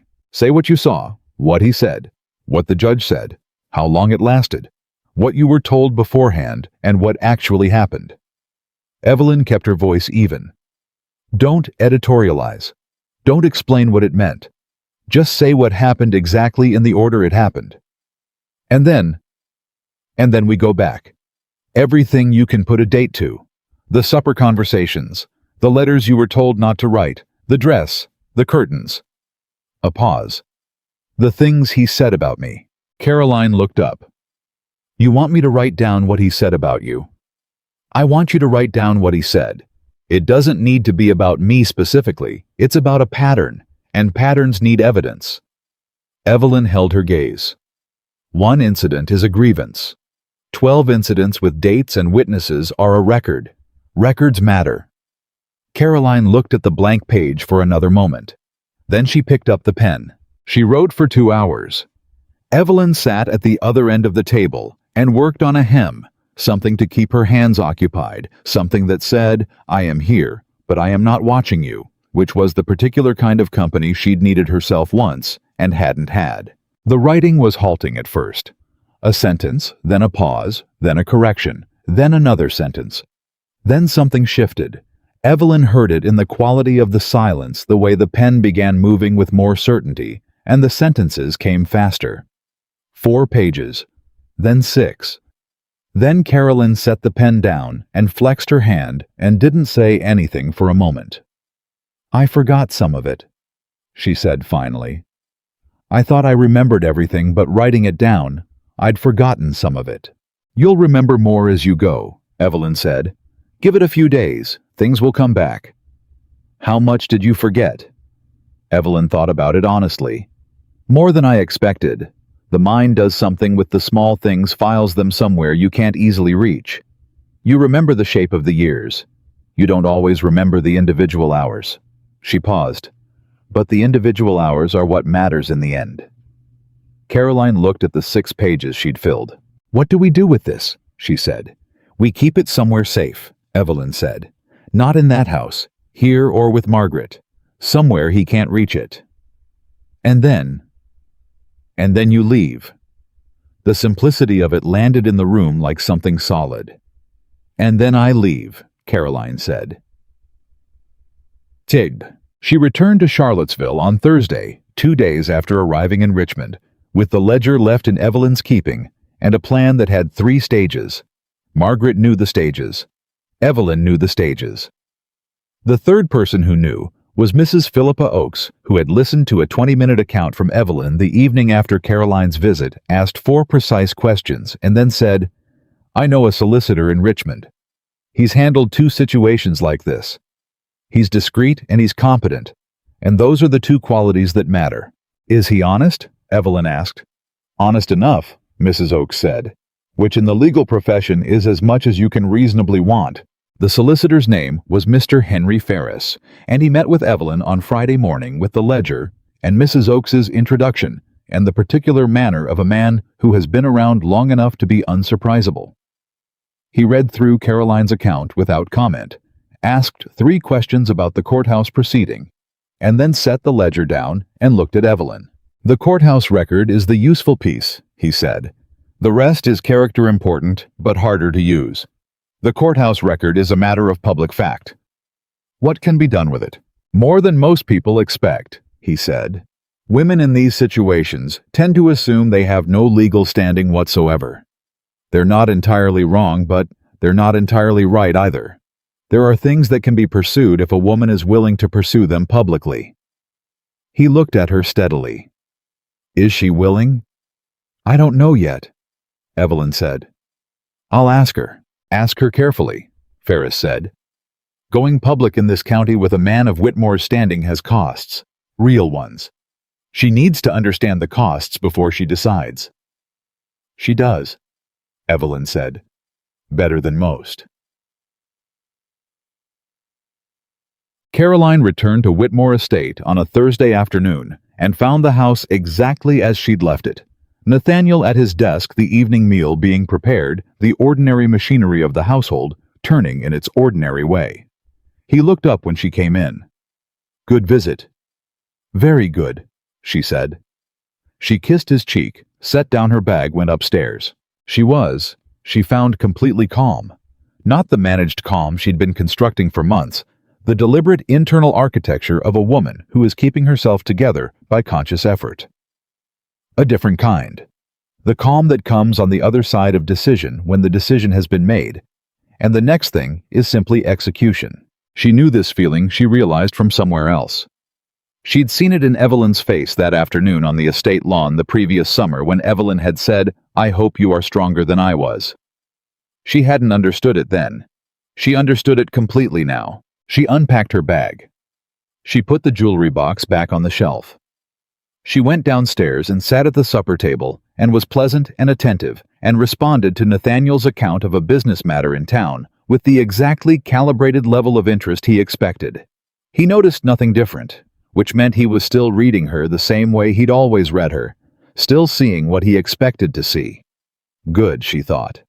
Let him keep seeing that for 3 more weeks. The first week of July, Evelyn had a visitor she hadn't expected. Arthur Carter, her father, came into Carter House on a Tuesday morning with his hat in his hands and the look of a man who has rehearsed something and is hoping the rehearsal holds. Evelyn was at the front counter going over the week's orders. She looked up when the bell rang, and for a moment, the two of them just looked at each other. The father who had prioritized a business connection over his daughter's comfort, and the daughter who had spent a year building something he hadn't known she was capable of. "Evelyn," he said. "Papa." Her voice was steady. "Sit down." He sat. She poured tea because it gave both of them something to do with their hands, and then she sat across from him and waited. "I heard you'd set up here," he said. "Mrs. Alderton mentioned it in a letter to your mother." "Mrs. Alderton has been a good friend to this establishment." He looked at his teacup. "Your mother wants you to come home." "I am home." "You know what I mean." I know what you mean," she agreed. "And I want to tell you clearly, so that you can tell her clearly, I'm not coming back to Charlottesville. I'm not going back to any version of the life I had there. This is where I live now. This." She gestured at the shop, at the orders at the work table visible through the doorway, where Delia was already at work, "is what I do." He was quiet for a moment. She could see him working through something. Nathaniel said, "I know what Nathaniel said." She kept her voice even. "I'd like to tell you what's true if you're willing to hear it. Not the story he's been telling. What actually happened in that house over 5 years that I never said to anyone, because I thought there was no point." He looked at her. "I'm listening," he said. And the way he said it, not defensive, not prepared with counter-arguments, just present, told her he had already been listening in his own way for longer than she'd known. She told him. Not everything, she didn't have the hours for everything, and some of it was hers alone, and she wasn't ready to give it to anyone else. But the shape of it. The years of invisible work credited to no one. The managed social appearances. The budget she'd run with brilliant efficiency, and no acknowledgement. The control she'd been too slow to name because it wore the costume of consideration. He didn't interrupt. He listened the way men listen when they're genuinely ashamed, still carefully with their eyes on something that isn't quite their hands. When she finished, he was quiet for a long time. "Your brother's position," he said at last, and stopped. "I know," she said. "I've never blamed Thomas for that. He didn't choose the circumstances. I'm not angry at Thomas. But you're angry at me." She considered it honestly. "I was. I'm not certain I am anymore. I understand what you thought you were doing.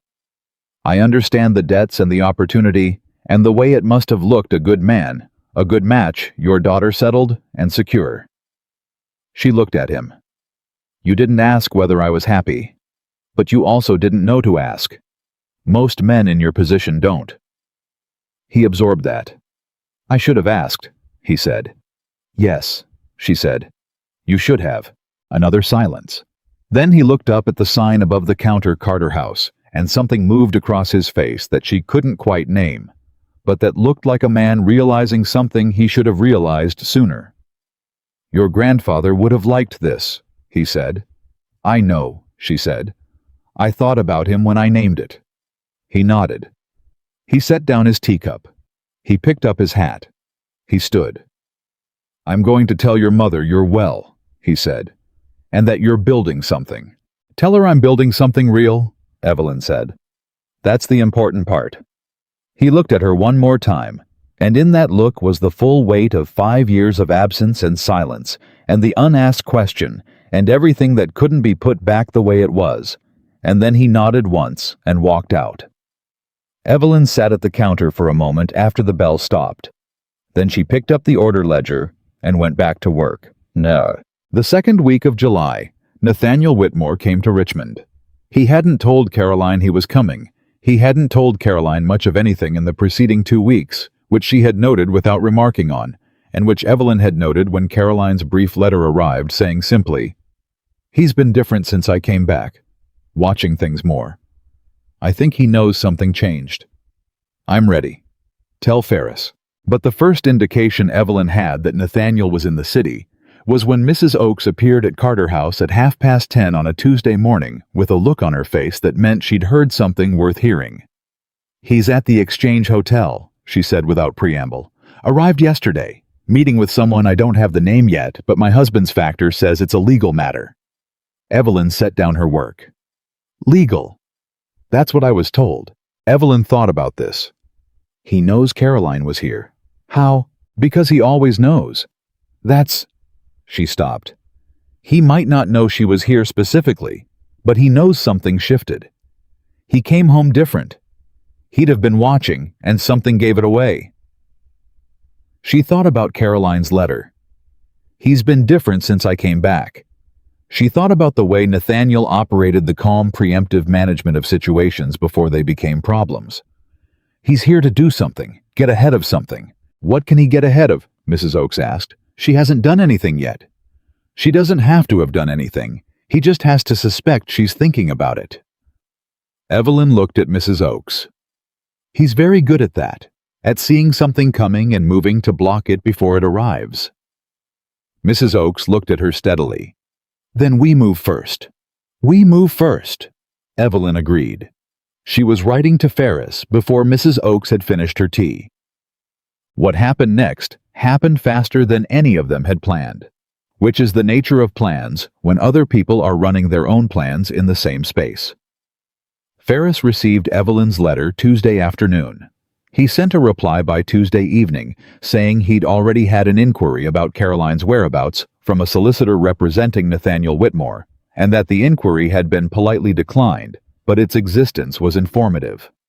Evelyn read the letter, standing at her doorstep. She sent a message to Margaret Holt.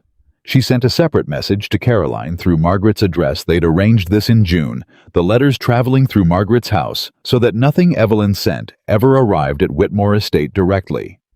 The message to Caroline said 4 words. It needs to be now.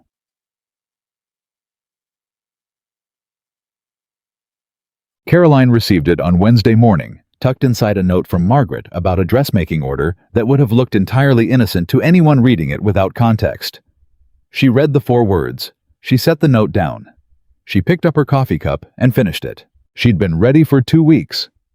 She'd been ready in the way Evelyn had described, not unafraid, not calm in any simple sense, but emptied of reasons to wait.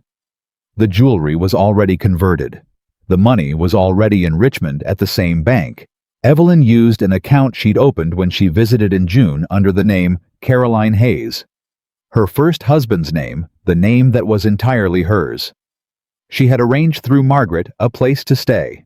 She had a bag already packed, sitting at the bottom of the wardrobe under the folded shawl. She'd packed it the day she came back from Richmond because she'd known even then that the only variable was timing. The variable had just resolved. She went upstairs. She changed into her traveling dress. She retrieved the bag from under the shawl. She was halfway to the bedroom door when she stopped. She turned back. She went to the writing desk and sat for a moment, and then she picked up a pen and wrote one sentence on a piece of paper, folded it, and left it on the desk where it would be found. The sentence was, "I'm not going to pieces. I'm going forward." See, it was petty possibly. She was aware it was petty. She did it anyway because 5 years of invisible work deserved at least 5 words of visible authorship, and because it would tell him precisely and immediately that this was not the story he had planned to tell, that she was not a woman running from something, that she was a woman who knew exactly where she was going. She walked out of the room. She walked down the stairs. She walked out the front door. Mrs. Pratt was in the hall. She looked at Caroline, the bag, the traveling dress, the door standing open behind her, and her face remained entirely still. "Mrs. Pratt," Caroline said. "Ma'am," said Mrs. Pratt. "The house is very well run," Caroline said. "I want you to know I've always thought so." Something shifted in Mrs. Pratt's expression. Small. Significant. "Thank you, ma'am. If anyone asks, I left at 10 o'clock. I took nothing that wasn't mine." "Yes, ma'am." Caroline walked out.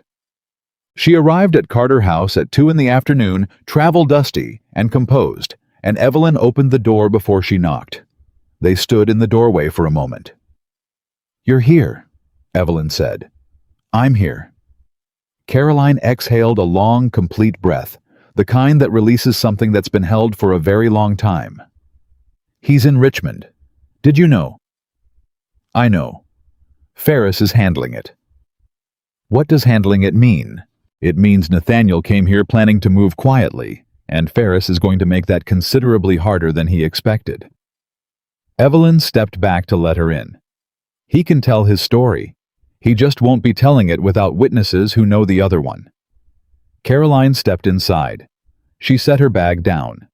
She looked around the front room, the fabrics, the orders, the work table visible through the doorway. Iris's head bent over something precise and quiet. "What do I do now?" she said. "Now." Evelyn looked at her. "Now you sit down, and I'll get you something to eat. And then when you're ready, I'll introduce you to Delia." Caroline almost laughed. It came out slightly unsteady. "That's it. That's it for today." Evelyn's voice was matter-of-fact and completely kind.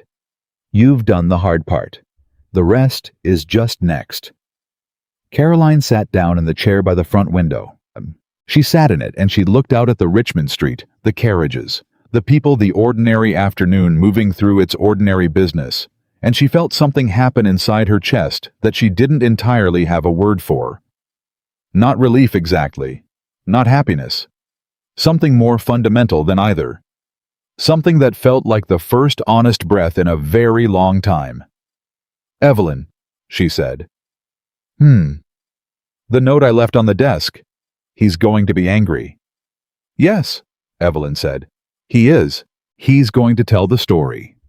"Yes." "What do we do about that?" Evelyn sat down across from her. She thought about Nathaniel Whitmore's story, the well-constructed narrative that had been running for a year in Charlottesville, moving through supper conversations and morning correspondence, and the social machinery of a county that had decided what kind of man he was before anyone asked the women who knew him best. She thought about the ledger, about Ferris, about Mrs. Alderton's pointed remarks at the Harmon dinner, about her father sitting in this shop 2 weeks ago saying your grandfather would have liked this, about Caroline's 12 pages, about 2 years of letters that said between every line, "I see what you're doing, and I'm going to be all right anyway." "We let him tell it," she said, "and then we tell ours." Nathaniel Whitmore came to Carter House on Thursday morning. Evelyn had been expecting him.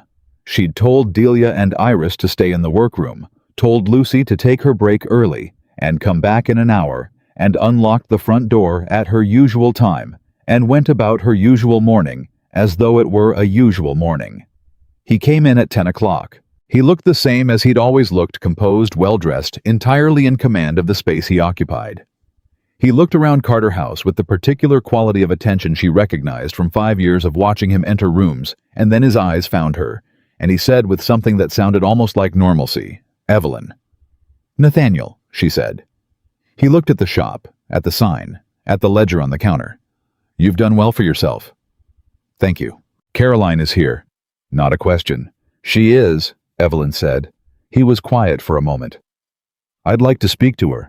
"You're welcome to ask her if she'd like to speak to you." She kept her voice level.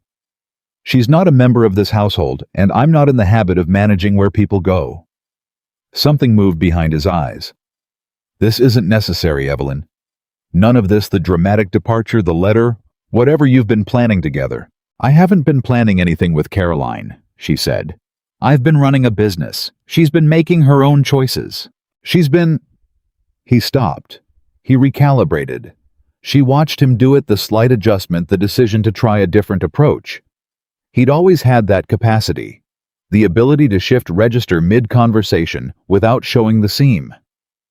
"I understand that you have grievances," he said. More quietly now. More reasonable. "I understand that the way things ended between us was not what either of us would have chosen. But what you're doing now with Caroline will hurt her. Not me. Her. She has no standing without my name, and she will find that out very quickly when—" "She has her own name," Evelyn said. "She's had it the whole time." He looked at her. "And she has standing in Richmond," Evelyn continued, "because that's where she's choosing to be. And she has Ferris, which you already know because you sent someone to ask about her, and Ferris told you what she was entitled to tell you, which was nothing."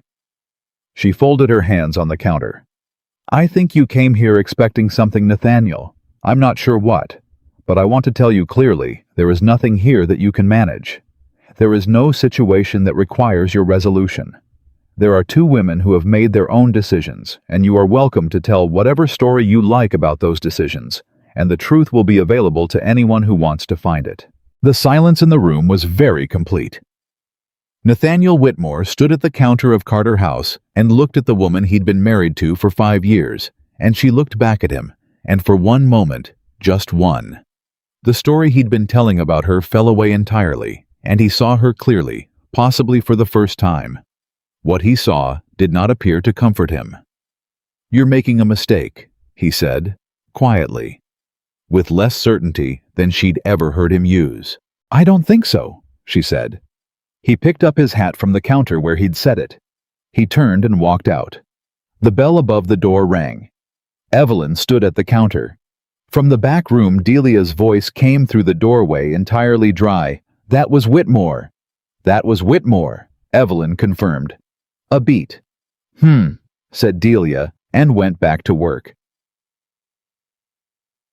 Caroline came downstairs from Margaret's house where she'd been staying, which Nathaniel had apparently not located because he was good but not infallible that afternoon. Evelyn told her what had happened, told her plainly without dramatizing it because the plain version was dramatic enough. Caroline listened. When Evelyn finished, she sat for a moment with her hands in her lap. "He said I'd have no standing without his name," she said. "He did." "What did you say?" "I said you had your own name." Carolyn looked at her hands. Then she looked up. "How did he look when he left?"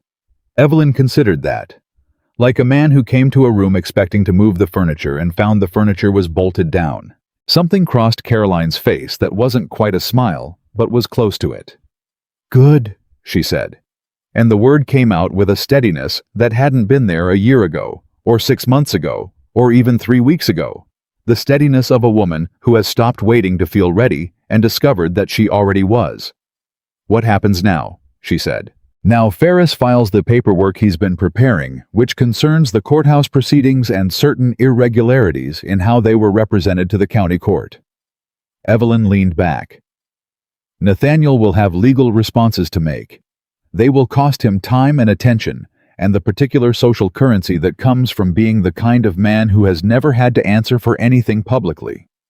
"That'll hurt him," Caroline said. "More than anything else could," Evelyn agreed. "He's never cared about money as an end in itself. He cares about position, about being the man in the room that everyone defers to." A pause. This will complicate that. Not destroy it. I won't promise you it destroys it. He has resources and standing, and a county full of people who have decided what kind of man he is. But it will complicate it, and complications over time accumulate. Caroline nodded slowly. And the record we made, the ledger, stays with Ferris, documented and witnessed. Evelyn met her eyes. The next woman he does this to, if there is one, will have somewhere to look. Someone will have left a map. Caroline was quiet for a long moment. I think about that, she said. The next woman. So do I, Evelyn said. I've been thinking about her since the morning I left Charlottesville. They sat in the front room of Carter House, and outside the summer afternoon moved through Richmond in its unhurried way, and the light came through the windows at the angle that made everything look warm. The same angle that had come through the windows of the parlor at Whitmore Estate every afternoon for 5 years. And Evelyn had never loved that house, but she loved this room. She loved it in the specific and unambiguous way that you love something you built, and she sat in it, and she thought, this is what I traded for. And it was worth it. Every single day of it was worth it. Delia wants to know, Iris said from the workroom doorway. If the new woman can hem, she has 2 orders due Friday. Caroline looked at Evelyn. Evelyn looked at Caroline. Can you hem? Evelyn said. Caroline almost laughed. The almost laugh turned into the real thing. Genuine, slightly surprised, the laugh of a woman who has just been asked a completely ordinary question in the middle of an extraordinary day. I can hem, she said. Then come on, Evelyn said. Delia doesn't like to repeat herself. Caroline learned to hem in 3 days. Not beautifully. Delia made that clear with the particular economy of a woman who has no interest in false encouragement, but adequately with the kind of functional precision that comes from paying close attention and not repeating the same mistake twice. By the end of the first week, she was on alterations. By the end of the second, Delia had moved her to finishing work on the simpler orders and said nothing critical, which everyone at Carter House had learned to recognize as high praise. She's useful, Delia told Evelyn on a Friday evening when the others had gone. She is, Evelyn agreed. She's also scared, Delia said. Not of the work, of what comes next. Evelyn looked at her. You noticed? I notice everything, Delia said. I just don't always say it. She picked up her coat. She needs to know she's staying, not visiting. Staying. There's a difference in how a person works when they think they might have to leave again. After Delia left, Evelyn sat at the front counter for a long time thinking about that. About the difference between staying and visiting. About how long it had taken her to feel like she was staying not just in the shop, but in her own life. In her own choices. The sense that what she was building was permanent, that it couldn't be managed away or resolved away or quietly removed from the room while she was still sitting in it. She thought about Caroline upstairs at Margaret's house, sleeping in a borrowed room, working in a borrowed chair, still moving through her days with the careful restraint of a woman who hasn't yet been sure the floor beneath her is solid. She made a decision. The next morning, she came in early and moved 2 items in the order ledger to make room for a 3rd column. Then she sat and waited for Caroline to arrive. Caroline came in at 8, punctual and quiet the way she'd been all week present, but not quite settled like a bird that has landed but hasn't folded its wings yet. Sit down, Evelyn said. Caroline sat. Evelyn opened the ledger to the back pages where she kept the business structure, the partnership terms with Mrs. Oakes, the payroll, the arrangement with the building. She'd been over it with Ferris 2 months ago, and she'd been thinking about it since then, and now she turned it to face Caroline. I'd like to offer you a position, she said. Not piecework, not temporary, a real position with a real wage and a formal arrangement that puts your name in this ledger as a member of this establishment. Caroline looked at the page. Evelyn, before you say anything, Evelyn said, I want to be clear that this is not charity. Delia thinks you're useful, and Delia has never said that about anyone she didn't mean it about. I need someone who can manage the customer side of the business because I am better at the back end, and we both know it. You walked into a supper party last autumn and managed 3 separate conversations simultaneously without anyone knowing you were doing it. I watched you do it. That is a skill. I would like to pay you for it." Caroline looked at the ledger for a long moment. "You watched me do that," she said. "I watched everything," Evelyn said. 5 years of watching everything is a hard habit to break. Something shifted in Caroline's face, the careful restraint cracking slightly at the edges, not into distress, but into something more honest than composure. "I was doing exactly what he told me to do that night." "I know," Evelyn said. "And you were brilliant at it. The skill was never the problem. The direction it was pointed was the problem." She held Caroline's gaze. "Point it somewhere that's yours." The silence lasted about 4 seconds. "All right," Caroline said. "Yes." "Good." Evelyn turned the ledger back. "Delia will be insufferable about this, so prepare yourself." Delia was in fact insufferable about it in exactly the way Evelyn had predicted, which is to say, she said nothing, simply looked at Caroline's name in the ledger when Evelyn showed it to her, and gave a single nod that somehow communicated both. "I told you so, and I approve simultaneously." Iris shook Caroline's hand.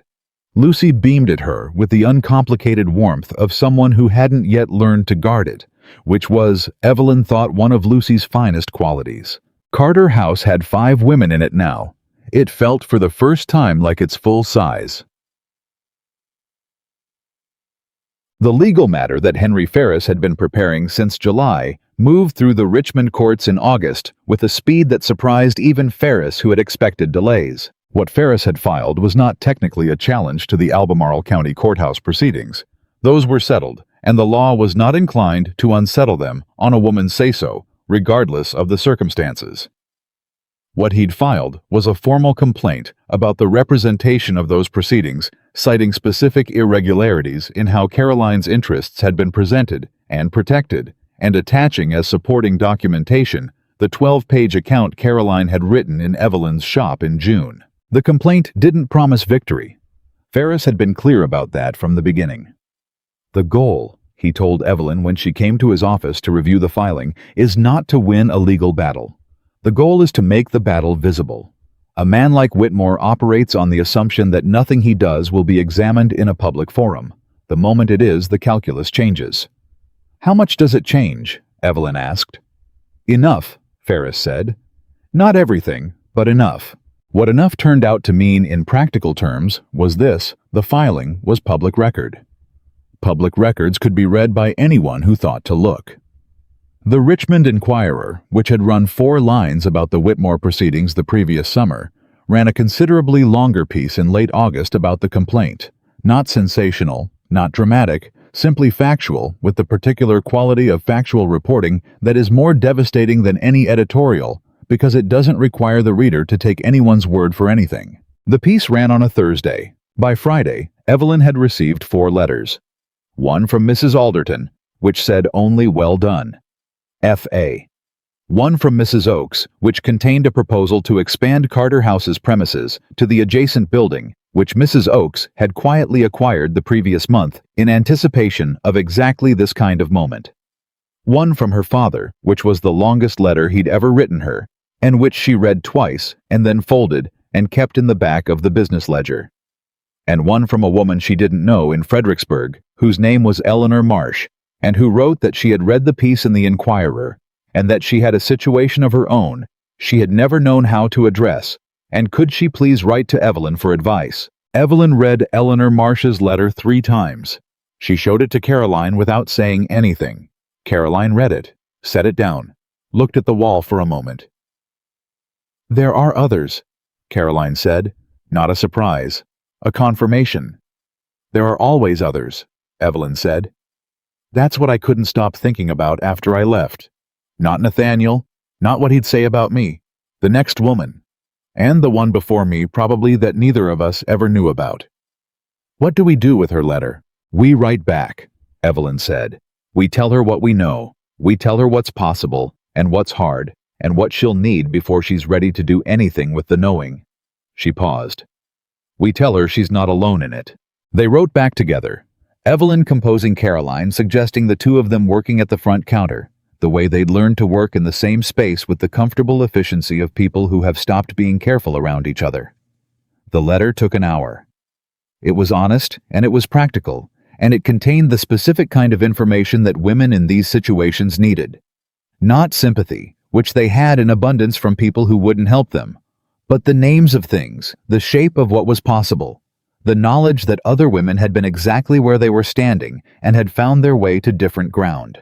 When they finished, Caroline looked at the sealed letter and said, "This is going to keep happening, isn't it?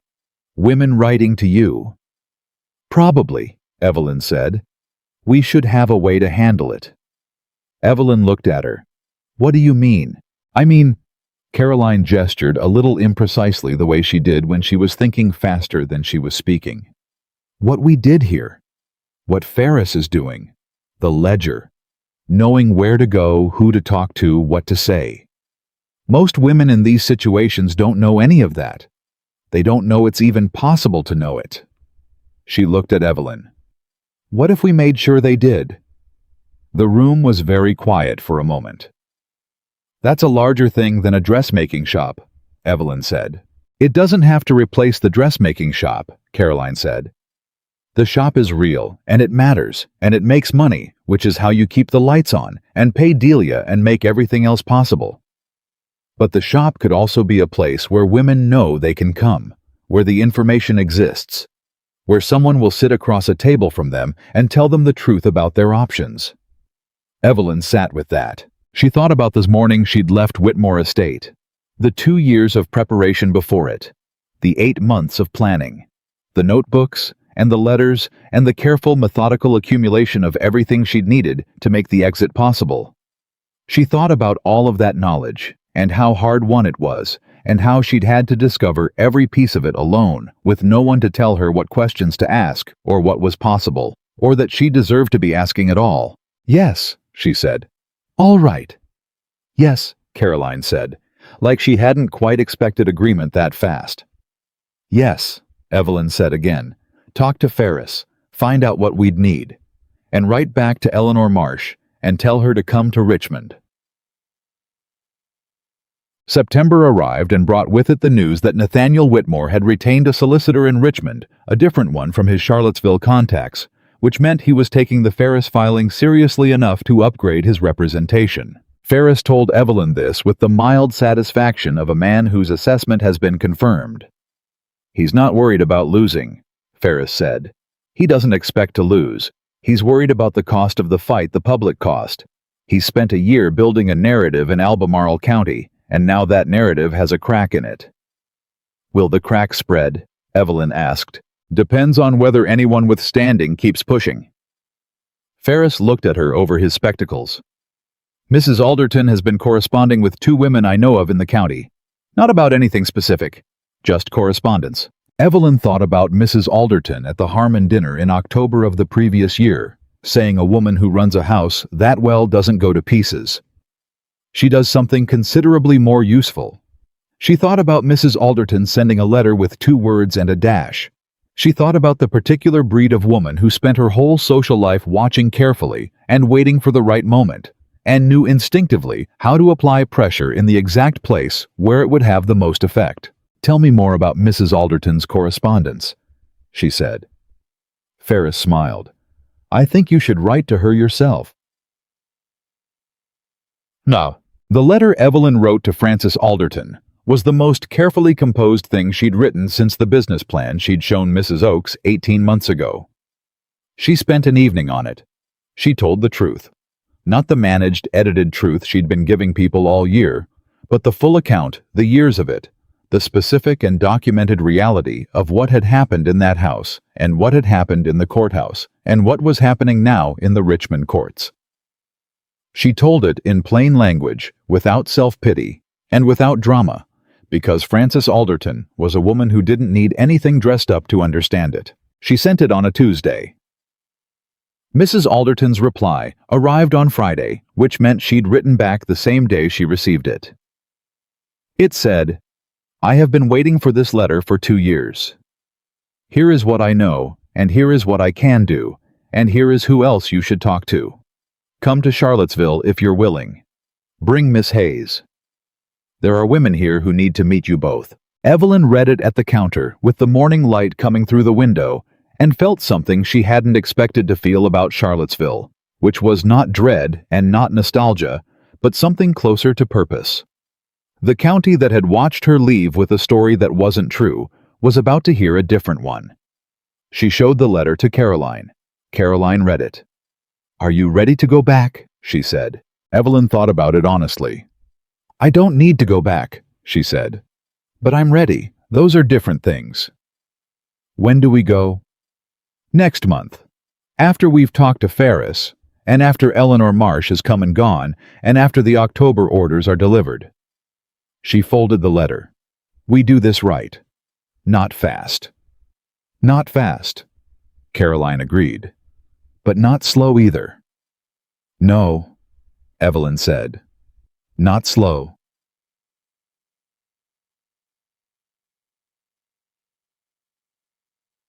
Eleanor Marsh came to Richmond in the third week of September. She was a small, quiet woman of about 30, with the look of someone who had been careful for so long that careful had become her natural register.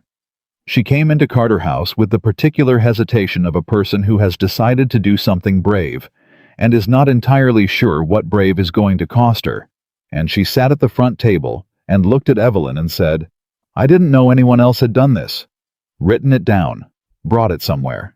"Most women don't write it down," Evelyn said. "They survive it and they move on, and they don't tell anyone because there's no one to tell and no framework for the telling. That's what men like him count on." The silence. Eleanor looked at her hands. "My situation is different from yours." "Every situation is different," Evelyn said. "The shape is the same." They talked for 3 hours. Caroline sat at the other end of the table, not intruding present in the way that Evelyn had been present for Caroline in June, a witness, a ballast. Someone who understood the geography without needing to be told it.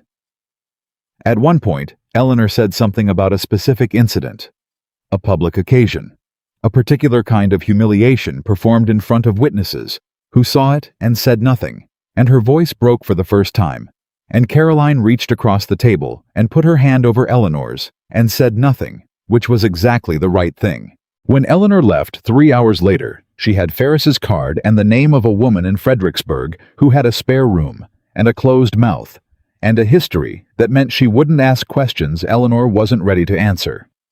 She had a written account of her own, added to the ledger with her permission witnessed by Evelyn and Caroline, both. She had a return address at Carter House, not at her husband's house. She stood at the door on her way out and turned back. "I thought I was going to feel worse after saying all of it," she said. "I thought putting it in words was going to make it more real." "Does it?" Evelyn asked. "No." Eleanor looked at something Evelyn couldn't see, some internal reckoning, and then looked back. "It makes it smaller, like it's the right size now instead of filling everything." A pause. "Is that strange?"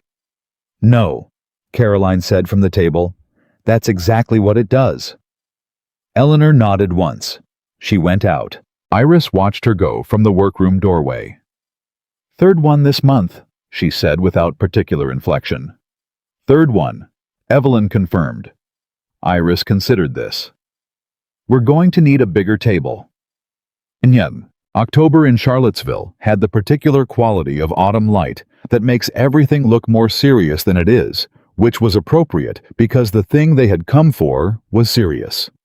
They came on a Thursday. Evelyn and Caroline in a hired carriage from Richmond, arriving at the Alderton house at 10:30, with the ledger and Ferris's documentation and the particular composure of two women who have spent 4 months preparing for a room. The room, as it turned out, had 7 women in it. Mrs. Alderton had not mentioned the other 6 in her letter, which Evelyn suspected was deliberate, not deceptive, but strategic in the way that Mrs. Alderton was strategic about everything. She'd assembled the women she thought needed to be in the room, without making Evelyn decide in advance whether she was ready for a room that size. She was ready. They were women Evelyn recognized from 5 years of supper parties and social calls. Women she'd managed seating arrangements for women, she'd redirected conversations around women whose invisible work she'd observed with professional recognition without ever being able to say so out loud.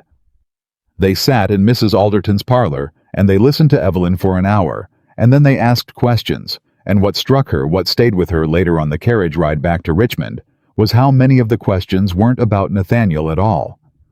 They were about Carter House, about Ferris, about the Richmond bank account, about the ledger, about Eleanor Marsh and what had happened when she came to the shop and talked, about what was possible. That was the question underneath every question asked in 7 different ways, by 7 different women, in 7 different registers of hope and caution, and something she could only call hunger. What is possible?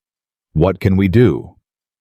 What does it look like when a woman does it and it works? She answered every question honestly. She told them what had been hard. She told them what had been harder than she'd expected, and what had been easier. She told them about Delia's skepticism, and Mrs. Oakes's shrewdness, and Iris's steady hands, and Lucy's proportioned sense that nobody had taught her, and how all of those women together had built something that none of them could have built alone. Caroline talked about the courthouse. She talked about it the way she'd never talked about it in a room before, not the managed compressed version, not the 12-page letter version, but the spoken version, which was different from both, which landed in the room with a weight that made 2 of the 7 women look down at their hands, and one of them look up at the ceiling for a moment in a way that meant she was keeping something in. When Caroline finished, Mrs. Alderton said, "What do we do with this?" And Evelyn said, "You keep it, you know it. You tell it to the next woman who needs to hear it before she's been inside the story long enough to forget how to see it clearly. You send her to us if she's ready to move. And you." She looked around the room at 7 faces, 7 histories, 7 invisible ledgers of labor and management and grace, none of it credited all of it. Essential. You stop pretending this isn't happening. That's the most important thing. Stop pretending you don't see it in your own houses and in each other's. See it. Name it. That's where it starts. The room was very quiet.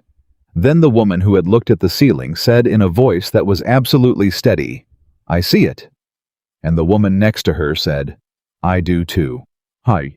The ride back to Richmond was long, and the November air had teeth in it, and Caroline fell asleep somewhere past the halfway mark, her head against the carriage wall. And Evelyn sat across from her in the dimming afternoon and thought. She thought about 7 women in a parlor, about Eleanor Marsh in Fredericksburg, and the 2 other women who had written to Carter House since September, and the one who had come in person and sat at the table and talked for 2 hours, and left with Ferris's card, and the knowledge that somewhere in Richmond a door was open. She thought about the ledger, not the business ledger, the other one, the one that had started with Caroline's 12 pages, and now had 4 more accounts in it, witnessed and dated and stored with Ferris in a document he described as potentially the most useful thing he'd handled in 20 years of practice. She thought about Nathaniel Whitmore, who was still in Albemarle County, still running his estate, still cultivating his position. The legal matter had cost him not catastrophically, not ruin, but cost him in the specific way Ferris had predicted, in time, in attention, in the social currency that comes from being a man. No one has ever publicly required to answer for anything. 3 men who had previously been his reliable allies at county meetings had been notably less reliable in the past 2 months. 2 women who had previously attended his social occasions had declined the last 2 invitations with polite, perfectly spaced regrets that meant nothing on their own and a great deal in combination. He was not finished. He would not be finished. Not the way stories like to finish men like him, swiftly and completely, with a courthouse moment and a public accounting and a crowd of witnesses who had finally seen the truth. Life, Evelyn had learned, did not tend to work that way, but he was smaller, and he would stay smaller, and the next woman, if there was one, would have somewhere to go. That was enough. That was, she had decided, enough. Caroline woke up 20 minutes outside Richmond, looked at Evelyn and said, "You're thinking." "I'm always thinking," Evelyn said. "You're thinking about him." Evelyn considered denying it.